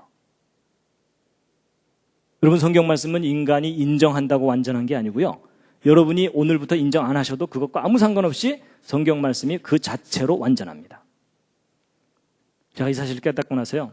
야, 내가 얼떨결에 믿었는데 제대로 믿고 있구나. 여러분, 그게 은혜예요. 여러분이나 저나 뭐 저거 알고 믿었습니까? 모르고 믿었잖아요. 그렇죠? 잘 안 믿어지면 믿습니다 하면서 숫자에 힘 많이 주면서 하여튼 버텨왔잖아요. 그렇죠? 그런데 믿고 났더니 제대로 믿고 있는 거란 겁니다. 여러분, 지구상에 있는 그 수많은 종교의 그 경전 중에 이렇게 완전한 메시지가 있으면 한번 가져 나와 보세요. 이건 객관적으로 완전한 메시지. 그래서 여러분, 인간이 태어나서 죽을 때까지 수많은 메시지를 듣고 살아요. 밥 먹어라, 학교 가라 뭐 이러면서 듣고 살잖아요. 근데 인간이 귀로 들을 수 있는 메시지 중에 가장 완전한 메시지가 태초에 하나님이 천지를 창조하시니라. 그 메시지입니다. 저는 저 말씀이 믿어진다는 게 기적입니다. 기적.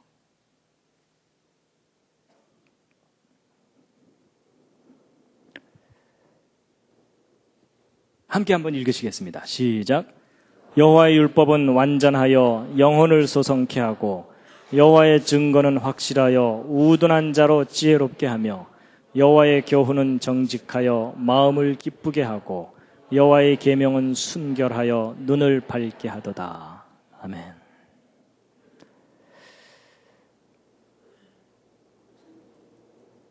여러분, 아까 그 예수님이 하신 말씀 마태복음 5장이요. 함께 읽으시겠습니다. 시작. 내가 율법이나 선지자나 폐하러 온 줄로 생각지 말라. 폐하러 온 것이 아니요 완전케 하려 함이로라. 진실로 너희에게 이르노니 천지가 없어지기 전에는 율법의 1.1획이라도 반드시 없어지지 아니하고 다 이루리라.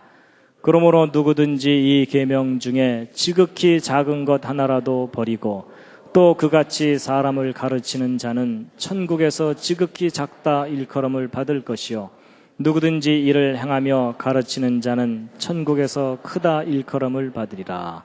아멘. 자, 여러분, 창세기 1장 1절의 비유를 이제 말씀드렸는데 감격스럽지 않으십니까? 근데 이제 보너스로 한두 가지 말씀드릴 텐데, 보너스입니다, 이건. 뮤직.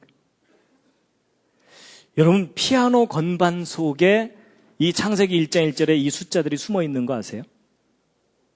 오 마이 갓. 여러분, 이게 무슨 말이냐면요. 여러분, 피아노 건반을 보면 여기 도음이 이렇게 있잖아요. 아랫도, 윗도 이렇게 얘기하죠. 그래서 요거 한 간격을 한 옥타브 이렇게 얘기하죠.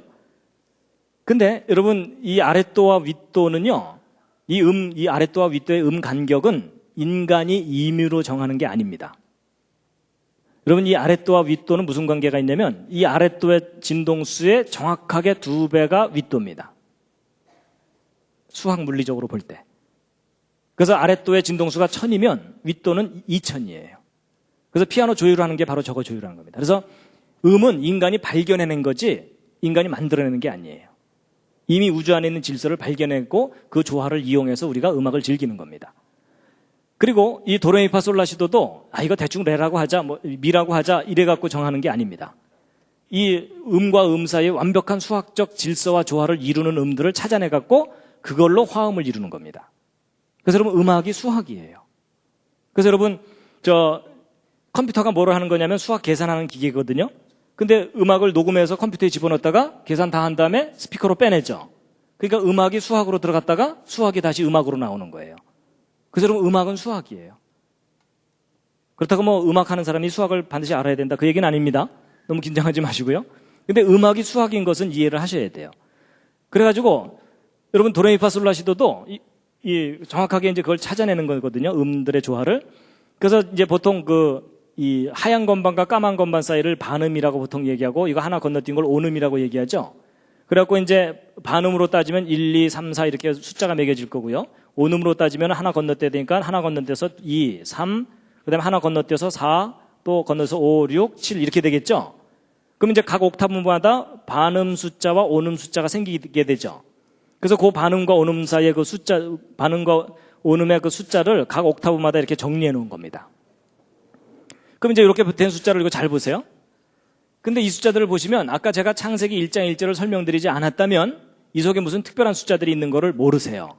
근데 창세기 1장 1절 얘기를 다 듣고 이해를 하고 나면 여기 잘 보시면 여기 7번째 조합 중에 눈에 띄죠. 37과 73. 이게 천지창조 숫자 조합이었잖아요. 그렇죠? 그리고 네 번째는 이게 4는 아까 땅이라는 걸 의미한다 그랬죠? 근데 네 번째가 37과 19인데 저게 땅의 창조 숫자 값이었어요. 그리고 두 번째는 13과 7인데 이게 아까 19 뒤집은 게 91이라 그랬죠? 그러니까 아까 창세기 1장 1절 설명할 때 나오는 그 숫자들이 저 속에 다 들어있어요. 우연일까요? 우연이 아닙니다. 여러분, 우리가 어떤 음악을 들을 때 저 음악 참 아름답다. 음악을 몰라도 아름답다고 하는 그런 음악이 있잖아요. 왜 우리가 그 음악에 감동을 하냐면 그 음악의 수학적 질서와 내 몸에 이 창조된 수학적 질서가 공명을 하기 때문에 그런 겁니다. 그건 무슨 얘기냐면 음악의 질서와 조화를 창조하신 하나님이 우리 몸도 창조하셨기 때문에 서로 조화를 이루도록 하셨다는 얘기입니다. 그래서 여러분 음악은 수학이에요. 근데 음악만 수학이 아니고요. 미술이 또 수학이에요. 무슨 말이냐면 여러분 이 미술이 이게 색이잖아요. 여러분 뭐 제가 옷을 잘 입었는데 하여튼 이렇게 어디 정장을 하고 갈 때 이 배색이 안 맞으면 영 촌스럽죠. 저는 하여튼 대충 제가 입고 왔으니까 너무 저를 쳐다보지 마시고요. 여러분 어떤 옷을 딱 입었는데 색깔이 안 맞아갖고 영 촌스러운 경우가 있고 옷을 딱 입었는데 참 멋있다 이런 경우가 있죠. 그게 뭐냐면 색과 색 사이에 완벽한 질서와 조화를 이루면 우리 눈에 아름답게 보이게 돼 있어요. 근데 여러분 저 색이 뭐예요? 수학이에요. 수학. 파장이고 수학이에요. 그래서 여러분 디지털 사진기로 사진 찍은 다음에 컴퓨터에 집어넣었다가 프린터로 또 빼내죠. 그러니까 색을 수학으로 집어넣었다가 수학에서 다시 색으로 빼내는 거예요. 그래서 여러분 색 미술도 수학이에요. 그래서 여러분 텔레비전 모니터도요. 정사각형으로 만들면 우리 눈이 피곤해요. 근데 가로 세로 비율을 적당하게 해주면은 눈에 싹 들어오면서 덜 피곤하거든요.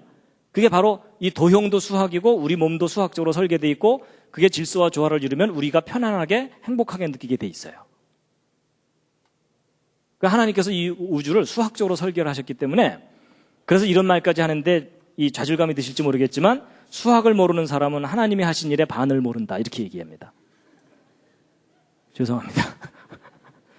그래서 여러분 하나님께서 이 우주를 정말 완벽하게 수학적으로 설계해 놓으셨어요. 그리고 또 제가 뭘 또 느꼈냐면요. 하나님께서는 수학자들도 사랑하신다는 걸 제가 깨달았어요. 왜냐하면요. 지금까지 설명드린 이 내용들 문과분들한테는 방언이에요. 그렇죠? 근데 여러분 제가 이 내용을요. 공과대 학생들이나 이과 학생들이나 수학하는 학생들한테 이 강의를 해주면요. 눈이 반짝반짝해져요.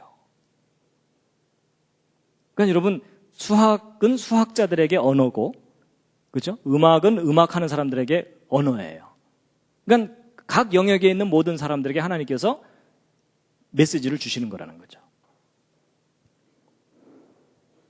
그래서 하나님이 이 우주를 기가 막히게 디자인해 놓으셨어요. 완벽한 질서와 조화를 이루도록. 자, 그 다음에 이제 신약에 나오는 숫자의 비밀을 하나 말씀드리고 이제 마칠 텐데요. 여러분 신약에 나오는 숫자 중에 이 중요한 숫자가 이 숫자입니다. 153. 여러분 저 숫자 어디선가 본 듯하지 않으십니까? 모나미불편에 나오죠. 그렇죠? 거기 153이라고 나오죠? 그거 별로 눈여겨 안 보셨을 텐데요. 모나미불편에 써 있는 그 숫자가 바로 이 성경에서 따온 저 숫자입니다. 그래서 거기다 집어넣은 거거든요. 그래서 이제 이 숫자가 어디에 나오냐면 예수님이 부활하신 다음에 베드로에게 나타나셔갖고 이 베드로가 밤새 고기잡이를 하다가 한 마리도 못 잡았죠. 근데 예수님께서 이제 뭐라 그러시냐면 배 오른편에 그물을 던져라. 그랬더니 베드로가 고기를 왕창 잡았는데 몇 마리요? 그게 이제 153마리예요. 근데 이제 보통 사람들은 성경 읽으면서 많이 잡았네 이러면서 넘어가잖아요. 보통 그렇잖아요. 근데 여러분 저 숫자가 좀 이상해요. 왜냐하면 여러분 요한복음 21장 그 뒷부분을 보면요, 예수님의 행하신 일이 너무 많아가지고 그걸 일일이 기록한다면 그 분량이 엄청나기 때문에 이 세상 전체에도 두기 어려울 정도로 그 엄청난 일을 하셨다. 그 중에 정말 중요한 것만 추린 게 요한복음이다. 그 얘기예요. 맞죠? 그럼 여러분 사실 이 복음과 관계가 없는 내용이 이 요한복음서에 들어갈 리가 없어요.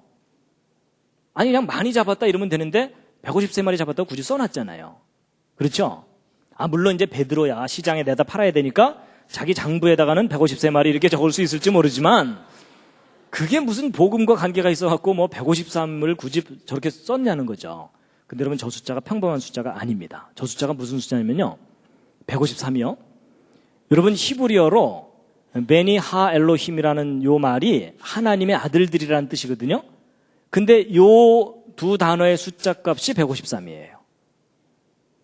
우연일 수도 있고 아닐 수도 있는데 어쨌든 이래요. 근데 여러분 아까 성경 말씀이 완벽하게 수학적으로 짜여져 있다는 걸 기억하신다면 이게 우연이 아닙니다. 그러면 여러분 이게 하나님의 아들들이라는 이 단어의 숫자 값이 153이라는 걸 이해하고 나면 이 상황이 이해가 돼요. 여러분 베드로는 저 상황에서 밤새 고기잡이한 목적이 뭐였어요? 먹고 살려고. 그렇죠? 근데 한 마리도 못 잡았죠. 신경질 나고 배는 고프고. 그런데 예수님께서 짠하고 나타나셔서 내 말대로 해볼래? 그래갖고서 잡았는데 153마리를 잡았는데 그게 무슨 단어하고 관계가 있어요? 하나님의 아들들이죠. 그럼 예수님의 메시지가 아주 선명한 거예요. 뭐냐? 네가 육신의 양식을 위하여 일하지 말고 나와 함께 하나님의 아들들을 낚으러 가자. 여러분 예수님께서 맨 처음 베드로를 부르실 때도 그때도 고기 잡고 있을 때 부르셨잖아요. 그렇죠? 그러면서 뭐라 그러셨어요? 사람 낚는 어부가 되게 할 것이다 라고 데려가셨잖아요. 근데 예수님 따라다니다가 결국 마지막에 그냥 기절해버렸죠. 그렇죠? 예수님은 끝까지 따라가지 못하고. 그런데 예수님이 그때 다시 나타나셔갖고 하나님의 아들들이라는 사인을 주시는 거예요. 그리고 이 특징만 있는 게 아니고요, 이 153은 또 무슨 또 다른 속성이 있냐면요, 153은 17번째 또 정삼각수예요. 근데 여러분 1하고 7을 더하면 8이라 그랬죠? 새로운 시작과 관계되어 있어요. 그렇죠? 근데 여기서 끝나는 게 아니에요. 이 숫자가 무슨 숫자냐면, 여러분 153의 숫자가 어떤 숫자냐면 153은 1하고 5하고 3으로 이루어져 있죠. 근데 각각을 3승을 해보세요. 세제곱을 하면은 1하고 125하고 27이 되죠. 요 세 숫자를 한번 더 해보세요. 얼마가 나옵니까? 도로 153이 돼요. 거의 뭐 이해를 하신다기보다는 지금 거의 감상을 하시는 수준이 되셨습니다. 여러분 이런 수를 뭐라 그러냐면 트리플 큐브 넘버라 그러는데 각각을 3승을 했으니까 정육면체를 의미하는 거죠. 그렇죠? 근데 정육면체가 3개라는 얘기예요. 근데 여러분 아까 정육면체가 어떤 장소하고 관계되어 있다고 그랬죠? 지성소인데 저희가 거룩한 장소죠. 그럼 여러분 거룩함. 여러분 거룩하고 거룩하다. 지극히 거룩함이에요. 그럼 여러분 이 153이라는 숫자는 무엇을 상징하는 수냐면 거룩함을 상징하는 수예요. 여러분 거룩이라는 말이 뭐냐면 구별된다는 뜻이에요. 그렇죠? 구별된 수라는 거예요. 거룩함. 그럼 여러분 이게 거룩함이라는 걸 나타내는 거라면 이 상황이 더욱 확실해져요. 여러분 베드로 예수님을 배반했어요. 맞죠? 예수님이 부활하신 것까지 알지 모르지만 이미 예수님 앞에 나가기에는 자기는 배반을 했기 때문에 여러분 사람이 비전을 잃어버리면 죽는 이만 못해요. 그렇죠? 삶의 목적과 비전을 잃어버리면 죽는 이만 못한데, 그러고서 이제 틀렸다, 난 이제 먹고나 살자 이러면서 돌아간 거예요. 고향으로 돌아가서 밤새 고기잡이를 했는데 하나도 못 잡았어요. 근데 그때 예수님이 나타나셔서 153마리 잡게 하셨죠? 그럼 뭐예요? 네가 육신의 양식을 위하여 일하지 말고 나와 함께 거룩한 일을 다시 하자. 그 사인이 너무나 분명한 거예요. 근데 여러분 그렇다고 또 오해하시면 안 됩니다. 베드로가 이제 일단 셌으니까는 153이라고 썼을 거 아니에요. 그래서 이제 베드로가 이제 한 마리, 두 마리, 세 마리, 네 마리 쫙 이러다가 맨 마지막에 153 이러는 순간 무릎을 탁 꿇고 오 주여 이게 트리플 큐브 넘버이옵나이다.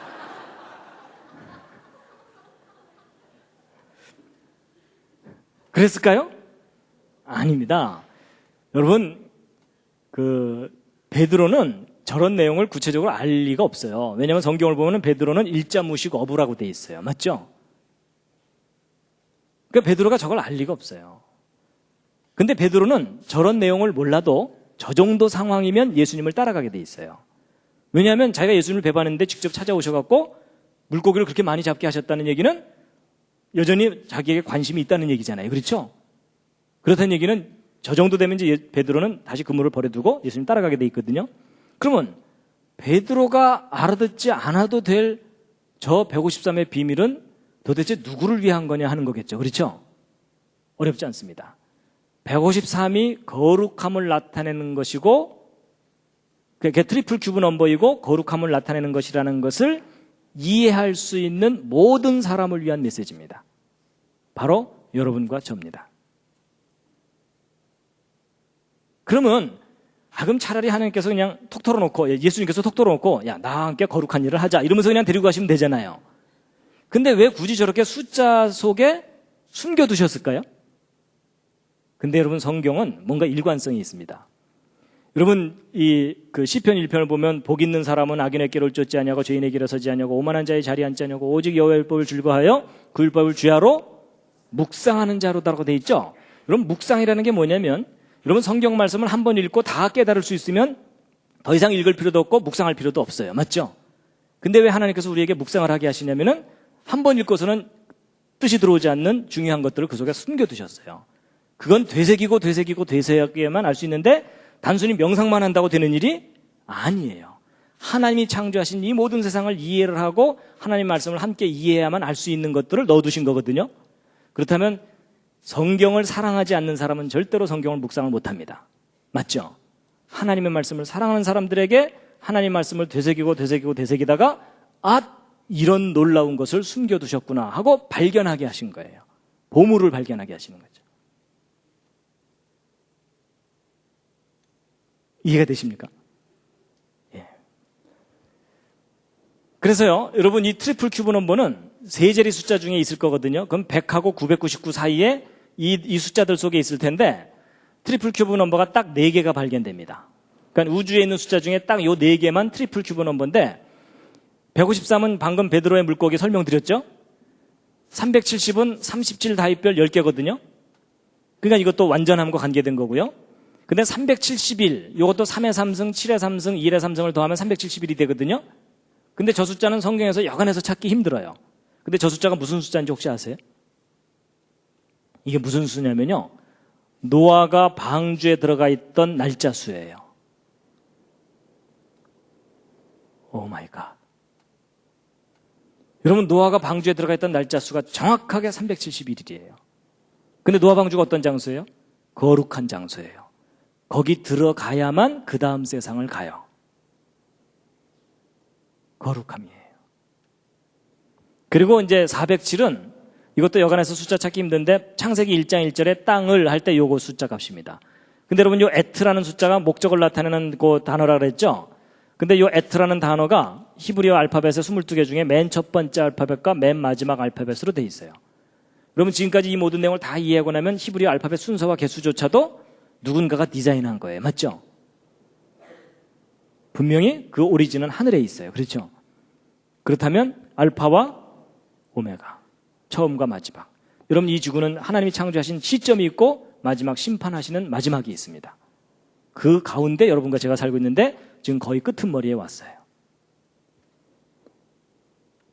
그 다음에 여러분 이 13다윗별은 지금까지 설명을 제대로 안 드렸는데 13다윗별은 뭐하고 관계되어 있냐면요. 첫 번째 다윗별은 유일하신 하나님과 관계된 다윗별입니다. 그래서 여러분 신명기 6장 4절이 그 쉐마라 그래서 이스라엘아 들으라 이렇게 돼 있거든요. 함께 읽으시겠습니다. 시작. 이스라엘아 들으라 우리 하나님 여호와는 오직 하나인 여호와시니 너는 마음을 다하고 성품을 다하고 힘을 다하여 내 하나님 여호와를 사랑하라. 그래서 바로 이제 이 신명기 6장 4절을 히브리어로 그 원문이 바로 이거거든요. 들으라 이스라엘아, 야훼 우리 하나님은 유일하신 여호와이시니, 이렇게 되어 있습니다. 근데 여러분, 이 문장의 숫자 값을 계산하면 1118이거든요. 근데 이 1118이 13 곱하기 86으로 나눠질 수가 있는데, 이 13은 에하드라고 하는 하나라는 단어의 숫자 값이고, 86은 아까 그 엘로힘 있죠? 엘로힘의 숫자 값이에요. 그러니까 이 문장을 줄이면은 한 분이신 하나님이라는 뜻이에요. 그런데 또 재밌는 것이 뭐냐면, 오직 하나인 여호와시니 그랬을 때 야훼 에하드 이렇게 돼 있는데, 여러분 이 하나라는 단어도 13이지만 요 여호와라는 우리말로 여호와라고 번역된 요 하나님의 고유한 이름도 숫자 값이 26인데 26은 13을 두 번 더한 거죠. 그러니까 13 다윗별들로 이루어진 메시지예요. 오직 하나인 여호와, 하나님. 그래서 그 히브리어 단어 중에요, 이 하나라는 단어도 13이라는 숫자 값이고요, 아비라 그래서 이게 my father란 뜻이거든요. 나의 아버지라는 요 단어도 숫자가 13이에요. 그리고 사랑이라는 단어도 아하바인데 또 재밌게도 이게 13이에요. 그래서 연결을 해보면 한 분이신 나의 아버지는 사랑이시라, 이렇게 돼 있어요. 그래서 하나님이 사랑이신 것을 수학적으로 증명하라, 이러면 저거 설명하면 돼요. 그리고 이제 저거 들고서 마지막 하나님께서 우리를 미워하시면 사랑이시래매요, 이러면서 우리가 대들면 돼요. 그렇죠?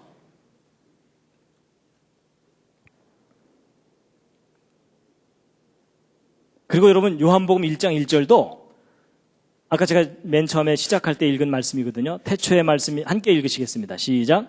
태초의 말씀이 계시니라. 이 말씀이 하나님과 함께 계셨으니 이 말씀은 곧 하나님이시니라. 이것의 헬라어 원문이거든요. 이 헬라어 원문에 아까 이 알파벳 숫자값 다 찾아서 계산하면 3627이 나오는데, 이게 39 곱하기 93이에요. 근데 여러분, 아까부터 37, 73, 91, 19, 39, 93 이렇게 나오죠. 근데 여러분, 이 39가 뭐냐면 13 다윗별 3개 더한 거죠.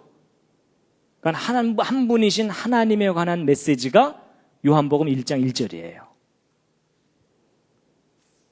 그러니까 놀랍게도 성경이 허술한 신화, 그냥 어느 한 종교에 그냥 별로 가치 없는 경전인 줄 알았는데 아닙니다.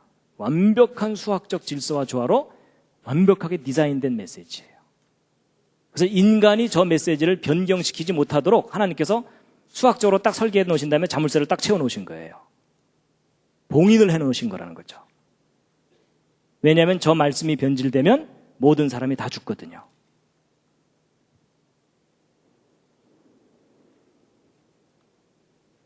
자, 여러분, 오늘 길게 말씀드렸지만 요점은 참 간단합니다. 뭐냐면 하나님의 말씀이 우리를 살리는 완전한 말씀이라는 겁니다. 함께 읽으시겠습니다. 시작. 여호와의 율법은 완전하여 영혼을 소성케 하고 여호와의 증거는 확실하여 우둔한 자로 지혜롭게 하며. 아멘. 그래서 저도 부족하지만 무슨 결심을 하냐면요, 하나님의 말씀이 나를 변화시켜야지 내가 하나님의 말씀을 변화시키려고 그러면 안 된다, 저그 생각합니다. 보통 사람들이요, 또 많은 신학자들이 하나님의 말씀을 변화시키려고 그래요. 시대에 맞게. 아닙니다. 하나님의 말씀이 우리를 변화시켜야 됩니다. 마지막 꽃다발입니다.